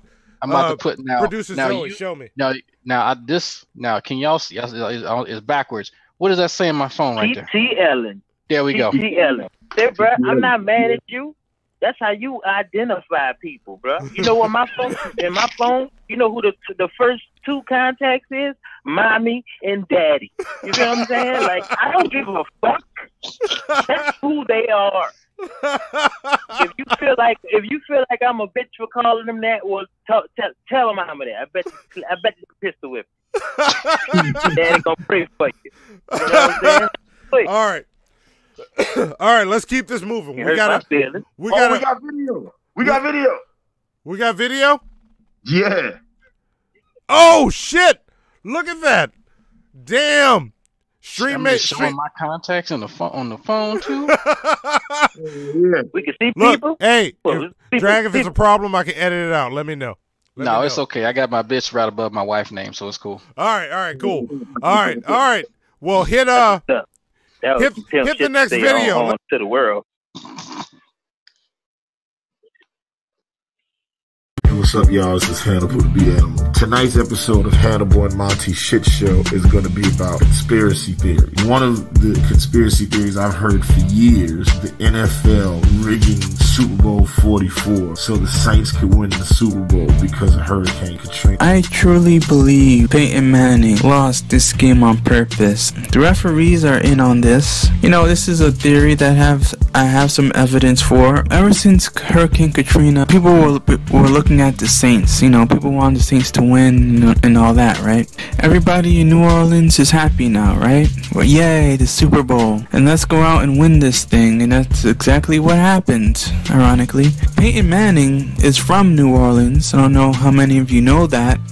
And his father played for the Saints, as you know. That doesn't make sense. This was a shit show. Y'all finished or y'all done? I ain't got no more talking.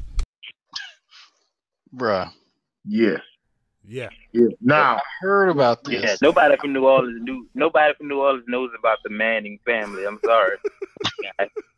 That's all new information to me. When did this happen? They was born now? Yeah. So listen, hold on. Let me jump on this one real fast. So being a New Orleanian that lives in Atlanta, I've heard this for years. That Really? the reason the Saints won the Super Bowl was because they were upset about Hurricane Katrina and they wanted to help y'all out. That's why y'all won the Super Bowl.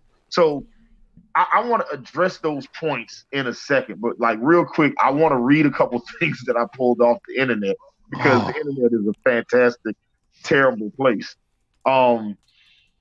This guy says this was from the Carolina Panthers message board. It says CarolinaHuddle.com, posted by MVP23. It says 2006 Roger Goodell became the commissioner of the NFL. Of course, after enduring almost 4 decades of sucking, the New Orleans Saints miraculously went all the way to the NFC Championship game. Of course, a year earlier, Hurricane Katrina just about destroyed New Orleans. What team would the Saints have faced in the Super Bowl? The Colts, the hometown boy, Sean Payton. Clearly, if he had it his way, it would have been the Saints versus Colts. Is that a coincidence or not? Then on Yahoo Answers, the question of was Super Bowl 44 rigged? This guy wrote that he thought that the Super Bowl was rigged. I'm not going to read all the things that he posted, but the first thing he said was ESPN said that the Saints won the Super Bowl 4 days before the Super Bowl happened. He said that the city was going to get a bunch of tourism money, which was good for the city and good for New Orleans. He said that how can we beat the Colts, who are one of the best teams in the regular season of football of all time, but then we lose to like Dallas, who was terrible, Tampa Bay, and the Panthers are the last 3 games of the year, and then he talks about the coincidences of Peyton Manning, Peyton Manning and Archie Manning being from New Orleans, and then Peyton throwing the game because Archie told him to. But my favorite one, he says, is the overwhelming coincidence that was the halftime show. See, the year that the Saints won the Super Bowl, who performed at halftime? Y'all don't remember. It was the Who, right? And what he says is the NFL was trying to block the Saints from using the phrase "who dat." So as a way to kind of give us a pass, they set it up for the Who to perform at the Super Bowl because the NFL was setting it up for us to win. These are real things that people think. You know what I'm saying? Outside of the fact that the Saints won the Super Bowl 4 or 5 years after Hurricane Katrina, that shit don't matter to them. It's like, as far as they're concerned, the NFL gave us that shit because of Hurricane Katrina. Even though they never gave the Miami Dolphins nothing for all the hurricanes that hit Florida, or that time that guy shot up that nightclub. They never gave anything to any of the other countries that suffered natural disasters. Hell, Southern California is always on fire. They don't get nothing. Damn. Quick question. Good way to bring a current. That's real shit though. And the thing is, why would it? I don't know, bro. It don't make sense to be that. Why all those conspiracies sound like just life? You know what I'm saying? It's not like stuff that just really happen on a daily basis. You know what I'm saying? It's not like the NFL go to great lengths to fuck up the last 3 games and then the halftime show, and it's like, come on, bro. Yeah. Don't be, and it's just the people just mad because they team didn't win that year. Predominantly Atlanta fans. Yeah. I don't like niggas can't have nothing. Like I don't know. like we can't. like I'm just give us something, bro. Yes. I'm just like they had to come up with a conspiracy. Yes. Like it's elaborate too. It's stupid, but it's elaborate. It is. I'm just like we And could. look, Patriots. What the conspiracy is with the Patriots then? Because they America's team. Like they win all the time. Like what's up with that? Yeah, and look, there were other sports conspiracies that I could have did. Like I could have did, the frozen envelope of the 1985 NBA draft that got the Patrick Ewing picked by the New York Knicks. Or I could have done, the Patriots and some of their shit. But I specifically want to use this one because it's so ridiculous. And living in Atlanta, being a Saints fan in Falcon country, all right, is like I hear this all the time. Like, oh, well, the only reason y'all won is because of Hurricane Katrina. So Hurricane Katrina happened August 28, 2005. We won the Super Bowl like January 2010. Yeah. So why did they wait 5 years to give us the Super Bowl if that's what it was? And then if that's the case, then the very next year the Super Bowl was the Steelers versus the Packers. Two franchises that have won more NFL championships than anybody else. So what was the reasoning there? You know what I'm saying? Was it that the people of Wisconsin really needed another ring? Fuck out of here. Yeah. It's ridiculous. Yeah, and also like why did Falcons fans, why did you blow your chance at the Super Bowl when you were in it? You know what I'm saying? Like, are you still upset about that? So you gotta make conspiracies up about everything else? Yes. You know what I'm saying? You had your chance, you blew it, and you're mad, and it's cool. Falcons fans are the bitter ex-girlfriend of the NFL. It's just like, look, we're doing good without you. Okay, keep it moving. You know what I'm saying? Then everything we do, they want to try to do the shit too. You know what I'm saying? Just like, come on, man. I'm not. Oh, go ahead, Monty. I see you gesturing.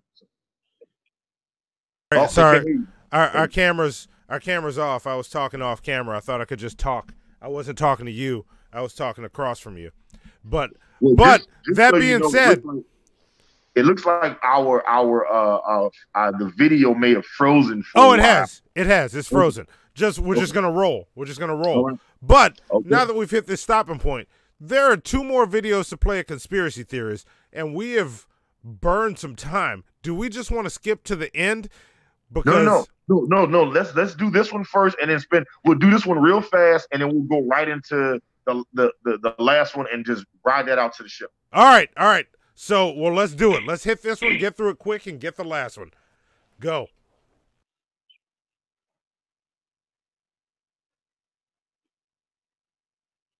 Oh, no volume. Sound, man. I mean, I agree with whatever they're saying. They're making some good points. They look like the exact same person. It's a time lapse. Because it makes you feel uncomfortable doesn't mean it has to change. Jesus was a white man too, but it's like he was a historical figure. I mean, that's a verifiable fact. I just want the kids watching to know that. Man, that Jesus was one good-looking dude, wasn't he? From artistic portrayals to movies and television, we've been treated to a fair, pun intended, number of depictions of Christ that range from good-looking to really good-looking. Before handsome Jesus came along, 2nd century philosopher Celsus made fun of Christianity for having an ugly God when compared to the chiseled marble gods the pagans worshipped. Needless to say, this criticism made an impact, and imagery shifted more toward the radiant Jesus described in Revelation. Ultimately, European art won over the Jesus brand, and he's been a long-haired white dude since the 6th century. Mormons especially love their white Jesus. But can we really know what Jesus looked like? Jesus was a white man too. Jesus was a white man too. Nigga, please. Love it, guys showing up in there. Nigga, please. Weren't you just talking about looking for a good show enough? There you go. There's a real one. Yeah. So yeah. This one of my favorite is one of the most popular conspiracies. Jesus is a white guy. Yeah. So like first and like I we could even get to a whole debate about does Jesus exist? You know what I'm saying? But like before we do that, if we could just do just for real quick, if the Bible is what you say it is, and Jesus came from the place that you said he came from, what no white people over. All right. And also the way you depict the way he looks in the Bible.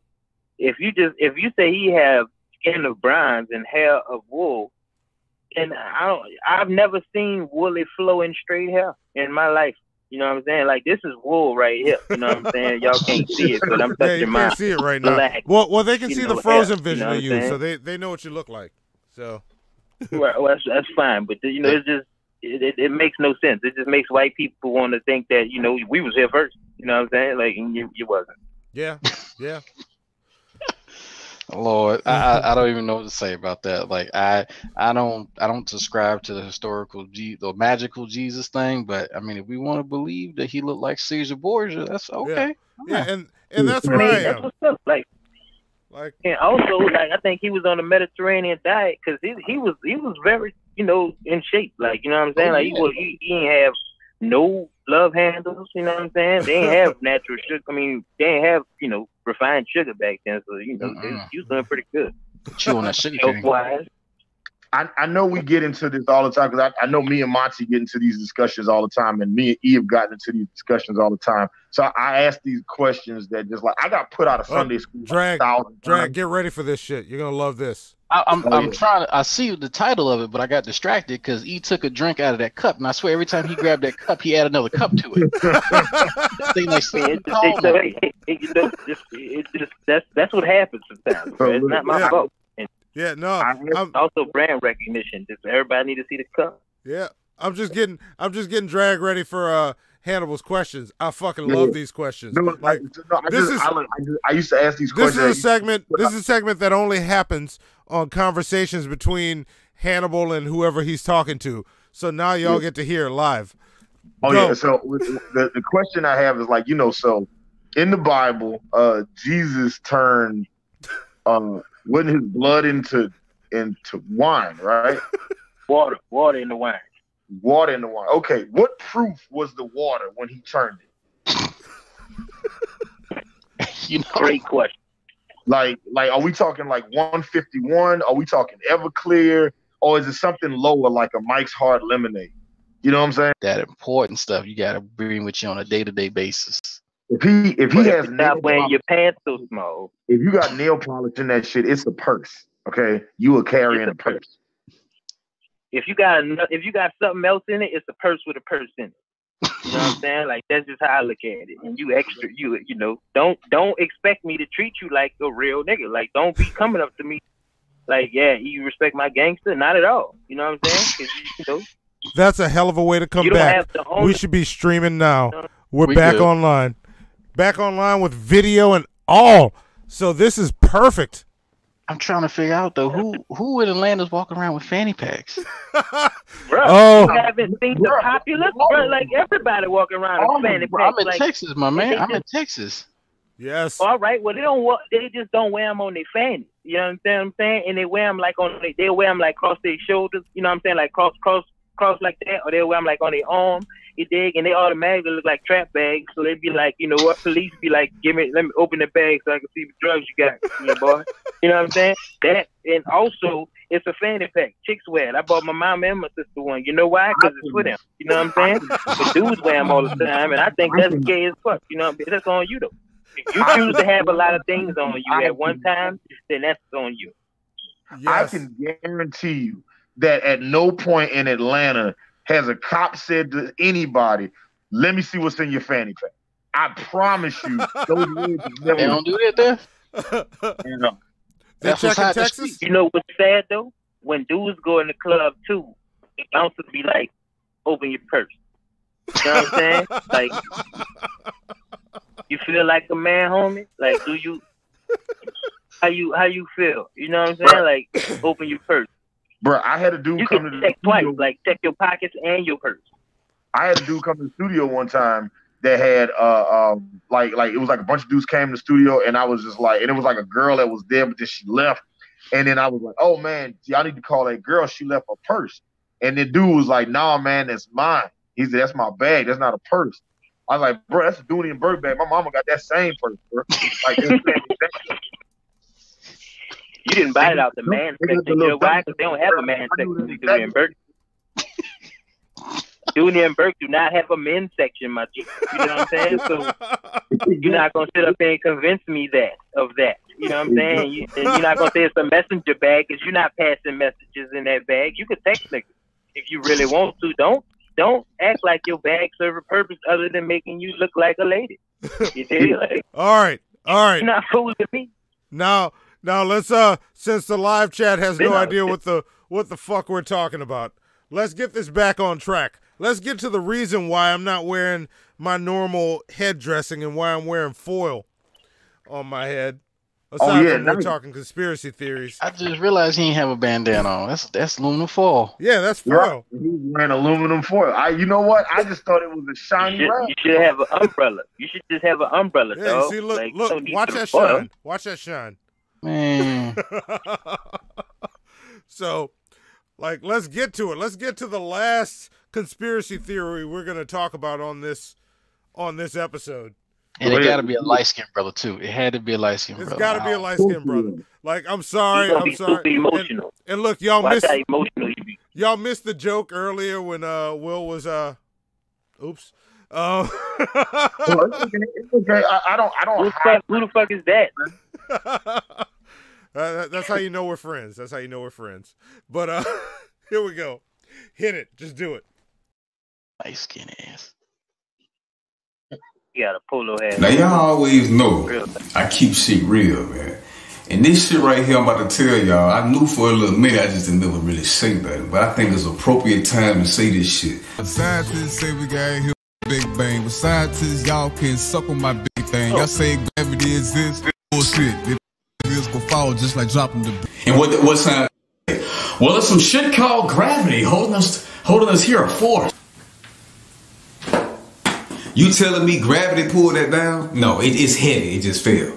Scientists say it's a force. You can forcefully suck my nuts, nigga. If you still believe we live on a ball of water, you's a stupid, brainwashed motherfucker. See that? Just roll the fuck off. But you saying the only fucking way the goddamn water's still here and we ain't flying off this spinning motherfucker is because of some shit called gravity. Suck my dick one more time. Fuck all y'all. Suck my dick one more motherfucking time. Give me some long ass equation now with. I said it's a firmament above the earth because I read it in the Bible. And above that firmament is water. Flat fucking earth. Dome over. But you globe believers believe this shit. Circle earth.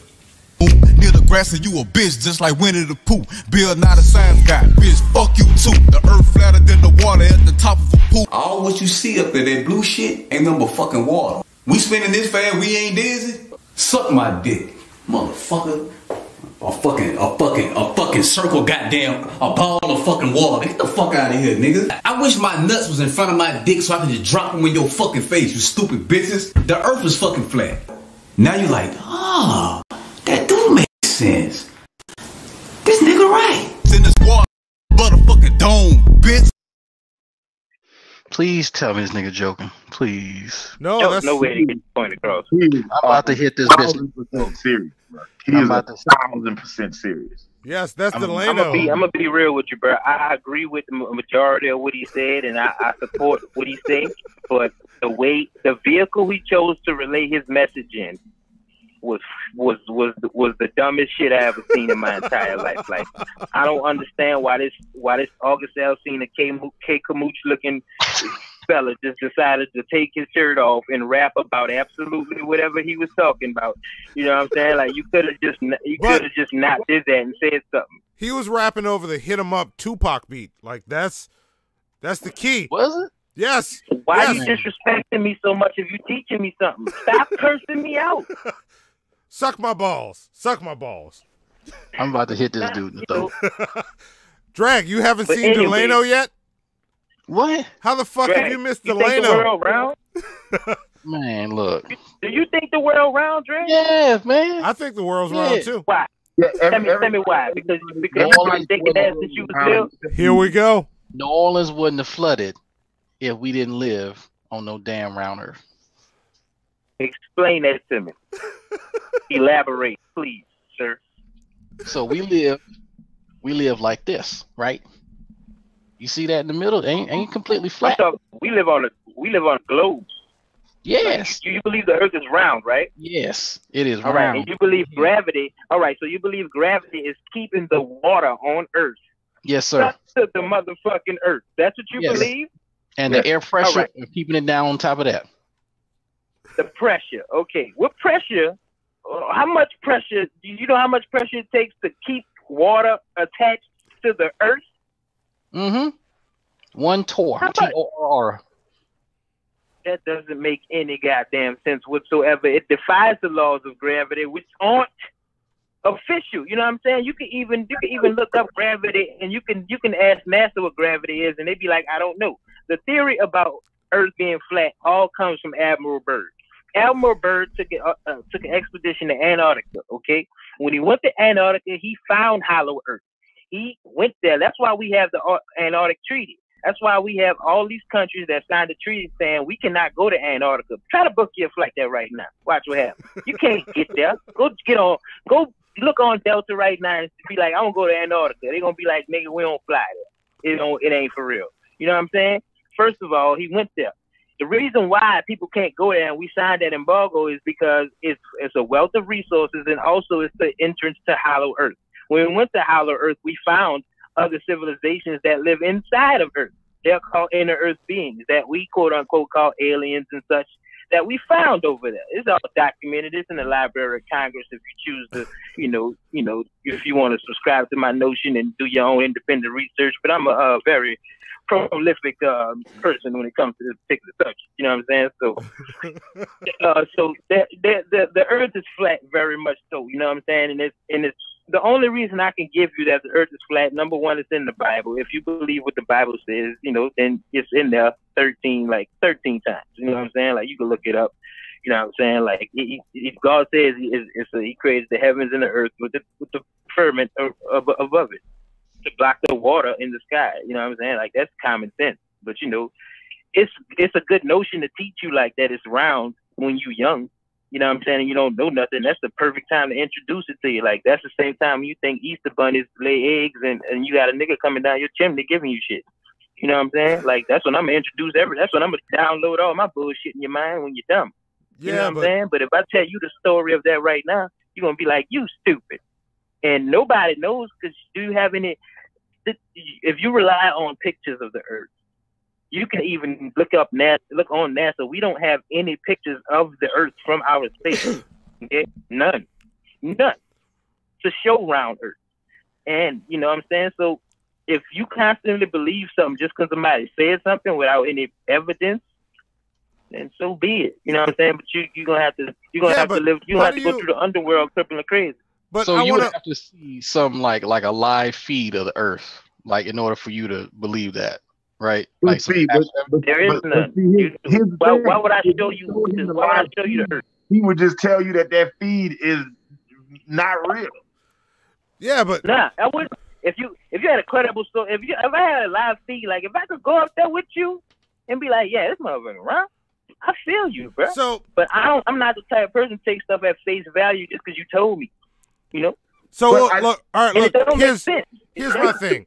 If you were to show me, because one of the big proofs I always see is they show these fucking flat, like, you look across the ocean, it's totally flat, like this photograph. And it's like, you see, the Earth is flat. But if I can show you how every single one of those pictures shows the curve, would that convince you? Not necessarily, because every single one of those pictures does show the curve. You could alter the picture to being flat, and you could put curvature in the picture. Like, I know this. You know this is without me. I'm looking at a live feed of Earth right now from last year that came on YouTube. It's a live feed of Earth. No, wait. That's what's going on. Wait. Stop. Back up. I want to come back to these pictures. Like, we went past it. Like, these pictures. I'm not altering these pictures, but I'm showing you how there is a curve in it. Because I'm a graphic designer. I work with images every single day. And like, I can show you how, without changing the picture, or I am changing, but without doctoring it to make it say what I want it to say. I can show you how there is a curve in it already. Because what altitude are you taking these pictures from? Any flat Earth picture that people show me, like when people show pictures that say the Earth is flat, because like keep in mind, just like I watched that guy nutting in a chicken egg for 2 or 3 hours, I have watched hours upon hours of flat Earth videos. I feel like Monty's Pornhub is different than mine.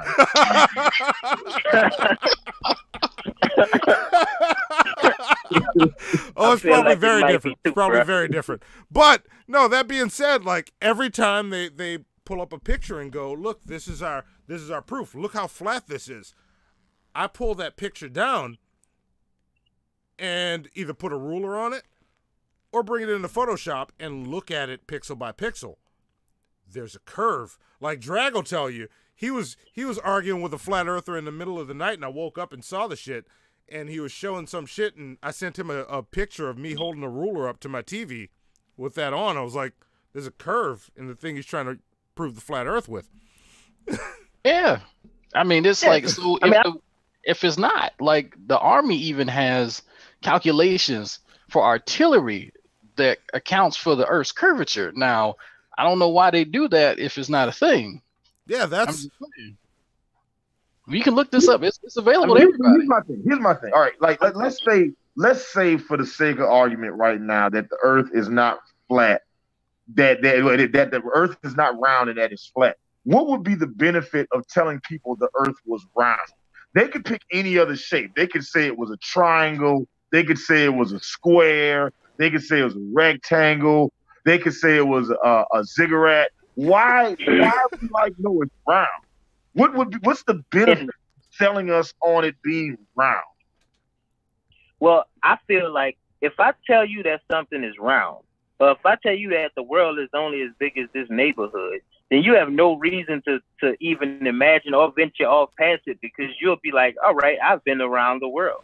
I've seen everything there is to see.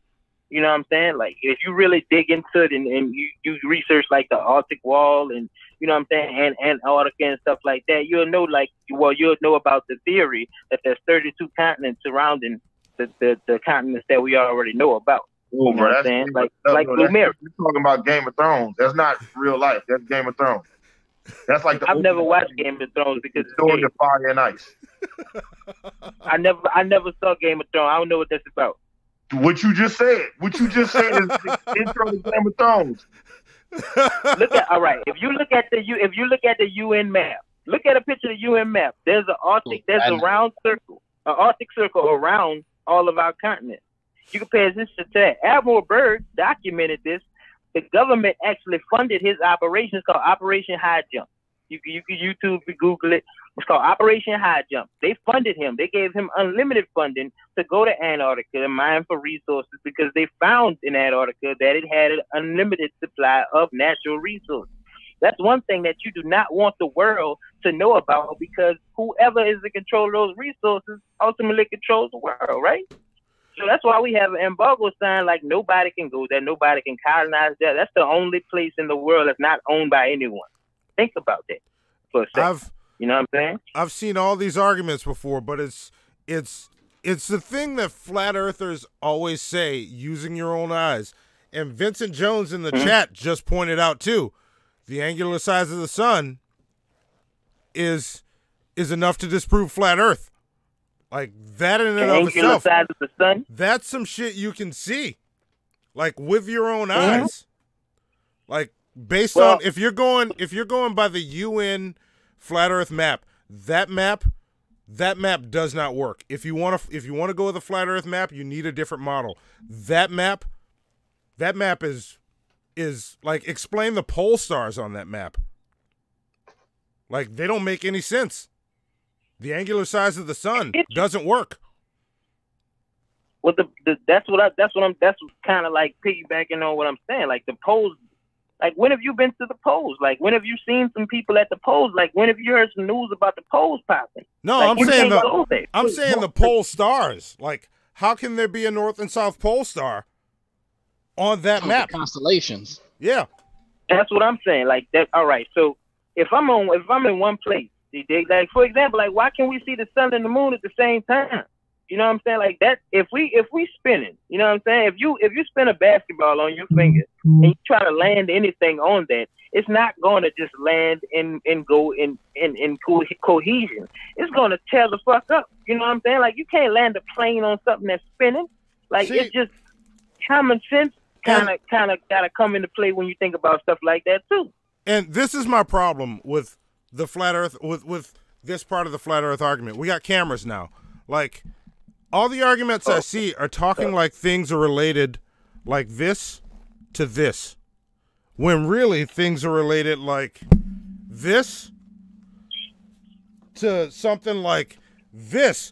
But this is way the fuck over there, and this is still here. Like you're talking in these scales that don't make any sense. Like the plane doesn't have to keep tipping to go around because the Earth is so fucking massive. We're this tiny speck on it. So of course we're just flying forward. Like we're forgetting. But how is it landing? We're forgetting. But how fast is the Earth? Like how fast is the Earth spinning compared to how fast the plane is moving when it's landing? Think about it like this. Think about it like this. All right. This is the Earth spinning as fast as it's spinning. So it's spinning about 1,000 miles per hour. I'm spinning this top as fast as the Earth is spinning because it takes 24 hours for this end to get back to this end. Right. So I understand that notion. A clock is spinning as fast as the Earth is spinning. Like, look at your clock. That's how fast the Earth is spinning. But that's how fucking massive it is. That's why that's happening.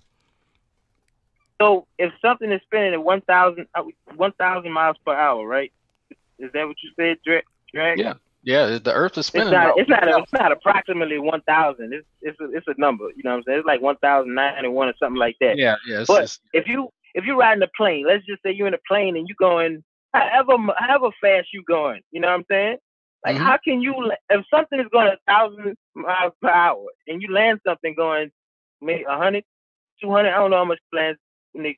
But let's just say it happened. Like, how is that feasible that lands safely without any collateral? Like, it should be collateral damage. You know what I'm saying? Like, well, that's kind of like physics. We'll be carried with it. It's not like it's spinning, and then if you in a plane, you just in free fall. No, everything, including all the gases that are putting pressure on us at all times, even right now, that's being put pressure on that. And gases? All the air, the oxygen. What gases push pressure down into the Earth? I'm talking about this. So the air that we breathing right now, all that gas, all the carbon dioxide, the stuff that makes up our atmosphere, that's all putting pressure on us down at all times. I understand, but we in a plane. You know what I'm saying? Like we're not on the ground. Yeah, I'm talking about it's all in the air too. So why? All right, if the pressure is pushing us down, you know what I'm saying? Like it's pushing us down. Why? How come when we go higher, the pressure gets more intense?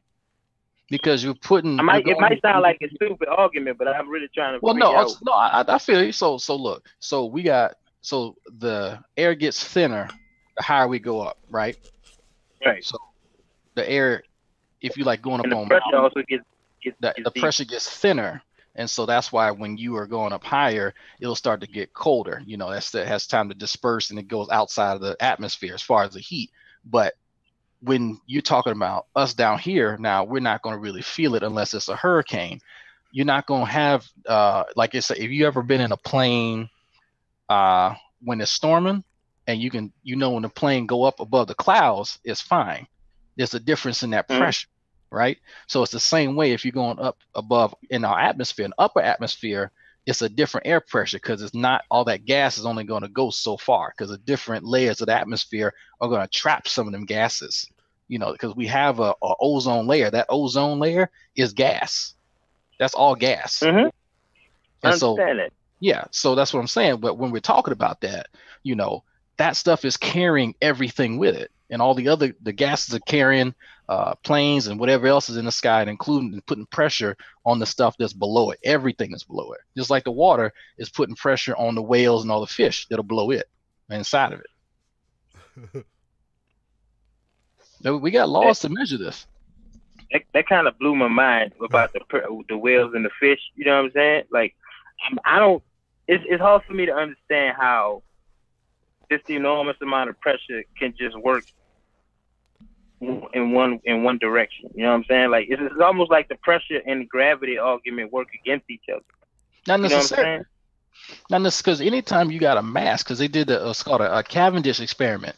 They tested that. You can actually test gravity. You can have like a lead ball and hold it on a string, and you can take lasers, and you can test that even on Earth, whatever has mass has a gravitational field, and the greater that mass, the greater that field. And so the dude named Cavendish, famous dude, actually did an experiment, and people repeated it to this day with advanced lasers and shit like that show you that it will generate gravity. Now, how it does that, still, you got physicists and all that stuff trying to figure that out. But that's just another aspect of just how shit works. Like I wish I'm not a physicist. I can't really explain all that, but I can point you in the right direction to at least show you how people came to that conclusion. But yeah, it's like if you ever watch any of them action movies where somebody's car go over into the water and they try to open the door and they can't open the door. They gotta wait until because that's the pressure. They gotta wait until the whole car fill up with water and then they can open the door because the pressure is different on both sides. They gotta wait till it's the same on both sides. All right. I understand that. But like I said, this the whole concept, and this going, this still about flat Earth, but the whole concept of space is just, for me, it doesn't make sense, and it's like it really contradicts itself a lot. You know what I'm saying? For example, like they say we've been to space, but we don't have the technology to get through the Van Allen belt. I'm sorry. So I think how could we? I think it's that we don't have the technology now. Because how do we have it back then and we don't have it anymore? Like, we don't have a rotary phone right now. Like, a rotary phone's not enough to, do some of the shit. It's not enough to text right now. So you still could reverse engineer that and make it. Yeah, so but you know how much that costs? No, I don't. But it's feasible to do, though. You know what I'm saying? Like, it's possible to do because it was, like they said, we never, for example, we went to the moon in 1969, they said, you know what I'm saying? Why have we never been back? You know what I'm saying? Like, and we put a flag on the moon. Why, have you seen a picture of that flag again? I haven't. You know what I'm saying? Like, it's just, certain things don't make a lot of sense. You know what I'm saying? And that was during the Cold War. That's when we was trying to fight for, see who could do what first. We was going at it with the Soviet Union at the time. Because they sent the Sputnik up, so they say. And we was like, well, fuck it. We put some out on the moon. We did it. That's us. We America. We the shit. You know what I'm saying? And it was all in an effort just to win the space race. You know what I'm saying? Yeah. So with that, with that theory, like if we went to the moon in 1969, but now we can't do it no more. You know what I'm saying? Like that makes no sense whatsoever. They said that we lost the technology, the plans that we had, and the technology that we utilized to get there. We lost it. And I'm like, okay, so we don't have it anymore. We can't go back. It's not possible to go to the moon. We just haven't had a desire to go back. Why? I think it's want to go back. Like, what's the reason to go back to the moon? Like, that's seriously. The issue. What's the reason? What's the reason to keep going? What's the reason to go in space anyway? But no, look. Let me put it this way. Like, you and your family took a trip to Australia last year, and it was awesome. You saw everything there was to see in Australia. And next year, you don't want to go to Australia again. You want to go to Paris. You want to go to London. There's nothing else for you to see in Australia. And I'm asking you, why haven't you gone back to Australia? Australia doesn't exist. Why won't you go back to it? Like, just go back to it. I got one. And you could go back to Australia. You can go there, though. You can, but your argument. You didn't forget. You didn't forget, and you didn't lose the plans on how to get there, nor did you lose the tools and the engineering on how to get there. You still remember how to get there, and you choose not to go there. You want to go somewhere else. And it's like that's saying in space. Like we've been to the moon. so we can go somewhere else. Yeah. Well, why are we not? Wait. Let me get it. Look, E, let me ask you a question, bro. Have you ever had sex with a girl one time and never had sex with her again? Yeah. Right. There you go. That's not the moon though. Like, I can't Look, hey, for some niggas that is the moon. For some niggas that is the moon. I can't colonize a bitch pussy. You understand what I'm saying? Like, you feel me? Like the moon, a bitch pussy don't have no resources in it. You know what I'm saying? Like, come on, brother. Let's not compare straws to motherfucking palm trees. Like a pussy does not have any type of feasible value. You can't trade it on the stock market. Ain't nobody going 138 million miles to get that, baby. They got some next door. You feel what I'm saying? Like that ain't rare. Every chick I know got a pussy. I was only bringing that up for context because you were saying why haven't we gone back? You know, like maybe the moon. But you act like it's like something we did. It's like, bro, all right, we Americans, right? Why the fuck we ain't left Vietnam yet, nigga? We went to Vietnam. Every time we go to war, we don't never leave there. So you think we gonna go to the moon and then be like, we ain't going back? Nigga, we colonize everywhere we go. We got bases in Vietnam, North Korea, South Korea. Hey, wait. Look, there's 3 black men on this show. Wait, hang on. I want to stop this show because he said something that I agree with that is worse than the flat earth. He said we colonize everything. Nigga, we're 4 niggas on a show on the internet. We didn't colonize shit. Continue. Right. You know what I'm saying? And then let's like you making it seem like the moon is like this fantastic place to go. What if the moon is like Chalmette and just nobody wants to go back, bro? All right, so this is the thing. If the moon wasn't such an accomplishment, and we really been there, and there's nothing to see, nothing to do, you know what I'm saying? Then what was the point of putting forth all the effort and money and time, and you know what I'm saying, to go to the moon to be like, it's cool, because you know what I'm saying, then just come back home because of the Cold War, because we were competing with Russia. It was not that, bro. Listen, bragging rights was serious. But it really wasn't that serious, my nigga. Like, Russia was not like, we trying to go to the moon. It was like, y'all going, well, how the fuck you get there? And we was like, shit, we know how to do it. You know what I'm saying? It don't make sense, bro. Like, we should have results and shit out there. We should be going to the moon every weekend, if that's the case. You know what I'm saying? Like, bro, we went there in 69. Actually, we tried to do that. Actually, who was that? I think the dude on Virgin. The dude that own Virgin Records. Yeah, but the thing is, he trying to do it, nigga. Like, why NASA ain't doing it? We've been doing it since '69. Well, you know what I'm saying? Like, I don't get it. So the thing is, look, we trying to go to Mars. We trying to go to places that got resources. Let's be real. They got a planet. Why we ain't been there then? It's hard to get there, man. Like it's legit. How? We got to the moon in '69, nigga. It's 2018. Yes, but that shit costs money. You mean to tell me we still got floppy disk technology in a fucking in a paper-free environment right now? That's what you're trying to tell me, brother? No, Mars is way further away than the moon, though. It's not. It's way farther away. It's way. We went there We went there like a good long time ago, brother. Like, we so smart as humans. Supposedly, we supposed to know how to do shit fast. We did it faster than Russia. Like, why Russia never ain't been nowhere? So look, here's the thing. So in order for NASA to get China money, them ain't been nowhere? But China, they got more money than us. They do. Why China and them don't be chilling on the moon? Hang on, E. Let Drag get this. Because they in Africa right now. If you heard the recent news, they trying to get some shit in Africa. So here's the thing. I understand that, but why they space programs not prevalent like our space program? Because that's not the focus. That's not the focus. Back in the '60s, we gotta. That's not the focus. Then why do we have it? But it's gonna be a thing because it gets us technology like Tempur-Pedic mattresses, styrofoam. That all came from NASA. Like all that kind of stuff. The microwave all came from NASA research. But we gotta have dudes like Neil deGrasse Tyson. We gotta have all kind of cats to go up to Congress and beg these folks for money because this shit ain't hot no more. Mm-hmm. It's like it's only been recently hot because people been talking about flat Earth. So that's why they trying to save the money. What's not hot? Space travel? Space travel, man. People not on it like they used to. I'm telling you, they not. It's not. It's not that you can't not be on it if we have a government agency dedicated to it. But man, like you think people like how do people ain't know? It's like saying, man, people ain't on food stamps. Like niggas just ain't fucking with that. They own food stamp, but you only get money. But here's the thing, man. I used to work for the government. So here's how they do it. Like I still work for the government.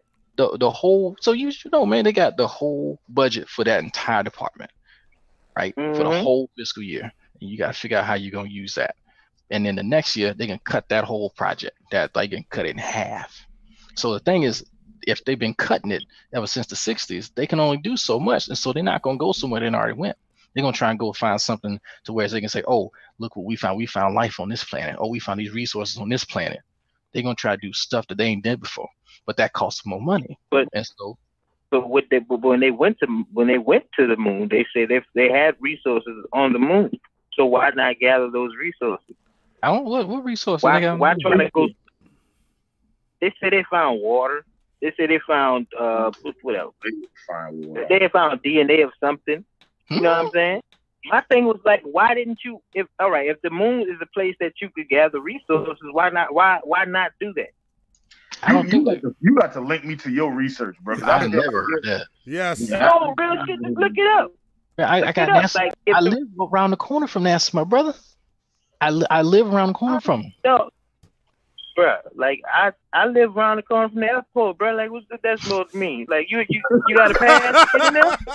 Like, I'm trying to figure out, like, nigga. Man, look, that's like saying, nigga, you know the president used to be Obama. Like, nigga, so what? Here's my thing. Here's my thing. I got a question for you. You believe the Earth is flat. You believe the Earth is flat. We're gonna let's get there. You believe the Earth All right. is flat. Now I'm not gonna stop and just be like the Earth is flat. I believe I don't know. But the flat notion make more sense to me than the circular. So here's my question: what would it take for you to change your mind and believe it is what the rest of us believe? Like, what would the proof have to look like? The proof would have to come from my eyes. Okay. Or it would have to come from a feasible source. But I don't know what source would be feasible in that type of in that type of discussion, because that could very easily change the course of history. You know what I'm saying? If people just be like, all right, the Earth flat now. You know what I'm saying? That's not something everybody ready to digest. You know what I'm saying? Yeah. All right, but so it's just it's just like you tell your kids, like, you know what I'm saying, you don't tell them certain things to protect them, and that's how the government feel. Like, we say this, everybody gonna be like this certain way. We don't want insight or right. We don't want to make people panic. You know what I'm saying? But no, I'm talking about you. What do you need? Yeah, I mean, I need, like I said, I need to see it with my own eyes, or I need to see it or I need. But what do you need to see? Credible source. What do you need to see? That's what I'm getting to. I need to see that the Earth is round. Like, if I could somehow get in the Earth's orbit, you feel what I'm saying, and be like, this bitch is a circle. Then I'll be like, this bitch is a circle. So you need to physically be above the Earth looking down at it. For me personally, yeah, I'm talking you. That's the only way I can believe stuff. Yeah, that's the only way I can believe. That's the only way I can believe it fully. Okay, you know what I'm saying? Like, that's the only way I can, because the notions of them make the flat Earth notion make more sense to me than the circular. So that's the reason what makes me a believer. Not necessarily saying I'm like, nah, everything's just fucked up and everybody's stupid but me. Nah, that's not the case. That's my daddy. Okay. Look, I'm not mad at that. That's honest. I can take that. I don't know if everybody else can. I'm cool with that. Like, that's fine. But the way he goes about his beliefs, I got it right. It's strictly anecdotal. You don't want no kind of bias other than what he sees, and I can respect that. Yeah. Most of the flat earthers I talk to, they just get indignant. And I'm just like, yeah. Like, and we're not a debate show. Like, flat earthers. Yeah, I'm not debating with nobody. Like, flat earthers are damn near like vegans. Like, people hate vegans. They be like, oh, you just stupid. You be like, dog, I can't think a different way. Nope, you're stupid. You know what I'm saying? And You get to believe I don't what like you to judge believe. people like that. All Yeah. right. Because we all don't know. You know what I'm saying? Like, Look, we just wait, know wait. what they told us. Some I'm gonna people stop told you us right something. there. I feel confident enough to say that I know the Earth is round. Yeah, me too. Me too. Yeah, I feel confident All enough right. to say that. But I don't feel confident enough to say it's round or flat. Because I'm just saying, I'm gonna be real with you. Drag, where do you fall on this? It don't make a damn difference to me. As far as I'm concerned, it's a damn oblate spheroid. There you go. An oblate spheroid. I'll agree with you on that. Right. That's still roundish. I mean, it's not like I'm gonna go build a whole bunch of flat houses and be like, man, fuck this. I'm gonna show everybody. You know, no, no, ain't nothing nobody can do about it. No, and like that right there is, and my producer left the room before I start getting to it. That right there is why we do the show the way we do. This is not a debate show. Like, we're all cool. We came here to talk some shit. While we agree on the ridiculousness of most conspiracies, we disagree on one. So we could agree to disagree. You know? Yeah. I tell you what, this has been an awesome evening. I had me a great time. You know what I'm saying? And both E Green and Drag, I want on many more other shows. Y'all are fucking awesome. Like, and Drag, I have watched you for weeks upon weeks because I haven't followed you that long. It's been ever since. How long ago was that? Maybe it's probably been about a year I've been following you. Oh damn! I ain't know been that Drag, long. Drag. You know, me and you go back all the way to like 8 o'clock. Yeah. Well, actually, E Green, we've been friends on Facebook for a long time. I don't even know when we met. Have. Yeah. Your number in my phone, and you gave it to me, and I was like, I already got it. So I don't know what's going on. Oh, you already have my number? You know? Shit. Yeah. I don't even remember meeting you. That's crazy. But we've been friends a long time. Yeah. So and look, you can keep that number in your phone because I like you. You're a good dude. but the Earth is fucking round. But I still love you. me and Kyrie think differently. Yes. So, but that being said, like, we got differences. We do our shit differently. And the shit show is not a debate show. This is a place where we come to talk shit.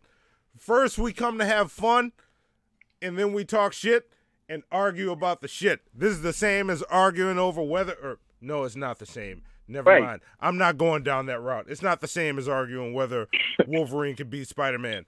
This is not. We're talking about real fucking life. The Earth is round. But we talking about real nigga shit like fanny packs and satchels and messenger bags. You know what I'm saying? Let's go there. Like, this for real niggas only. Gangsta shit. I die for this shit. There you go. There you go. All of y'all in the chat are real niggas. There you go. Just don't say it if you don't have the right skin tone. But y'all are real niggas. Don't say it. I'm about to put my fanny pack on and go stand outside, you hear me, with all the rest of the real ones. Got my skinny jeans ready. Man. But that being said, it's time for us to sign off because we have gone way over time. The closing. We have gone way over time. So, was there anything else we had to do before I just queued up the closing? She's telling me there's something else we were supposed to do. What's that? Huh? Oh, shit, we didn't play a couple voicemails. You know what? Those voicemails, I will make a YouTube video about, and they're going to be included in this Flat Earth thing. So those voicemails. We also got to talk about next time I'm on the show, we got to talk about the rash, the yeast infections teenage boys been getting from their jeans being extremely tight, and them thinking that it's cool, and also that their shoes been look long as a motherfucker, and they ain't cool to nobody. Oh, so, my God.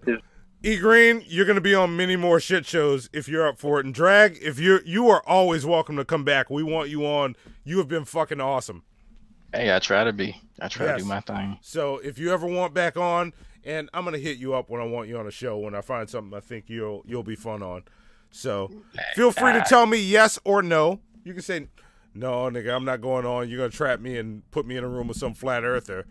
when I'm trying to go to sleep. I already knew that. I know you ain't just randomly pick E Green for no reason. I said he flat Earth. I said I see. It's. Yeah, I'm gonna call you later, Drag. I'm gonna be like, what you doing, bro? So you spinning? You know what I'm saying? Yeah, I'm gonna tell you, I got that pressure on me. That's what I'm gonna tell you. I got that pressure on me. These niggas are here talking New Orleans and shit. But funny shit. Yeah, you see what it's like? It's time to close. You, brothers, I ain't from New Orleans. I ain't tell you, brother. I ain't from New Orleans. I'm from Slidell.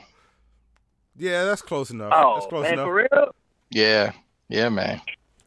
It's cool. You still cool, bro. Yeah, look. But see, my thing is it don't make a difference because you're in Texas, they're in Atlanta. When you spread out that far, we're all from New Orleans. That's real. That's real. That's how it works. You just extended the bubble. So we're further up on the map. That didn't make sense. Yeah, we're on that. That didn't make sense, but I'm gonna subscribe to it. No, this is why it makes sense. Before I close this out, imagine that pin on Google. You zoomed into your neighborhood. You got the pin on your house. When you back up, when you back all the way up, that pin that's on your house is covering your whole city and 3 other neighborhoods. So when you spread out that far, they're all in your neighborhood. That's what I'm saying. That makes sense. That makes sense. Just like it makes sense when you say, it's too loud in here, turn the lights off. You know what I'm saying? It makes that same amount of sense. Like when my grandma used to say, close my door, you running up the electric bill, I used to be like, I understand. Like, it makes sense like when you turn the music down when you're trying to find a street number. I get it. All right. Exactly. All right. Like, that's you got, you can't concentrate over your mind or something, you know what I'm saying? All right. Like when you turn the music down, when you backing in the parking spot, you got to turn the music down because you need to hear the call, you know?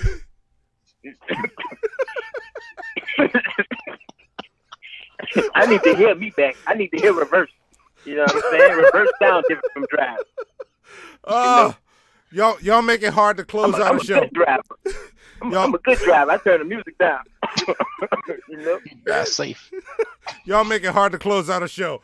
But that being said, thank you for joining us, E Green. Any closing remarks? Man, it's been a pleasure, man. I'm always here if you need me, bro. Like I said, you dig? E Green Entertainment, EGE, everything's great every day. You know what I'm saying? Your sister best friend, you dig? Yes. This is not don't even trip. This is not the last show we will have you on. And next shows, maybe we'll agree, maybe we'll disagree. This might be the last one Flat Earth comes up on, but if Flat Earth is ever a topic, you're invited. Remember that. So, also, Drag, thank you for joining us. Did you enjoy yourself? Are you? Oh, thoroughly. Always. Awesome. Always. Well, if you are so inclined, any closing remarks? I don't know, folks. Eat your Wheaties. Tomorrow, Veterans Day. If you want to bless me with some alcohol or some money, I ain't gonna stop you.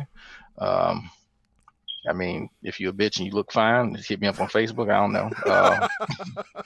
Other than that, thank you for inviting me. Hold on. I forgot about something. I ain't interrupt you, Drag. I forgot something. I gotta go, bro. I left the baby in the car, bro. I'm gonna talk to y'all later,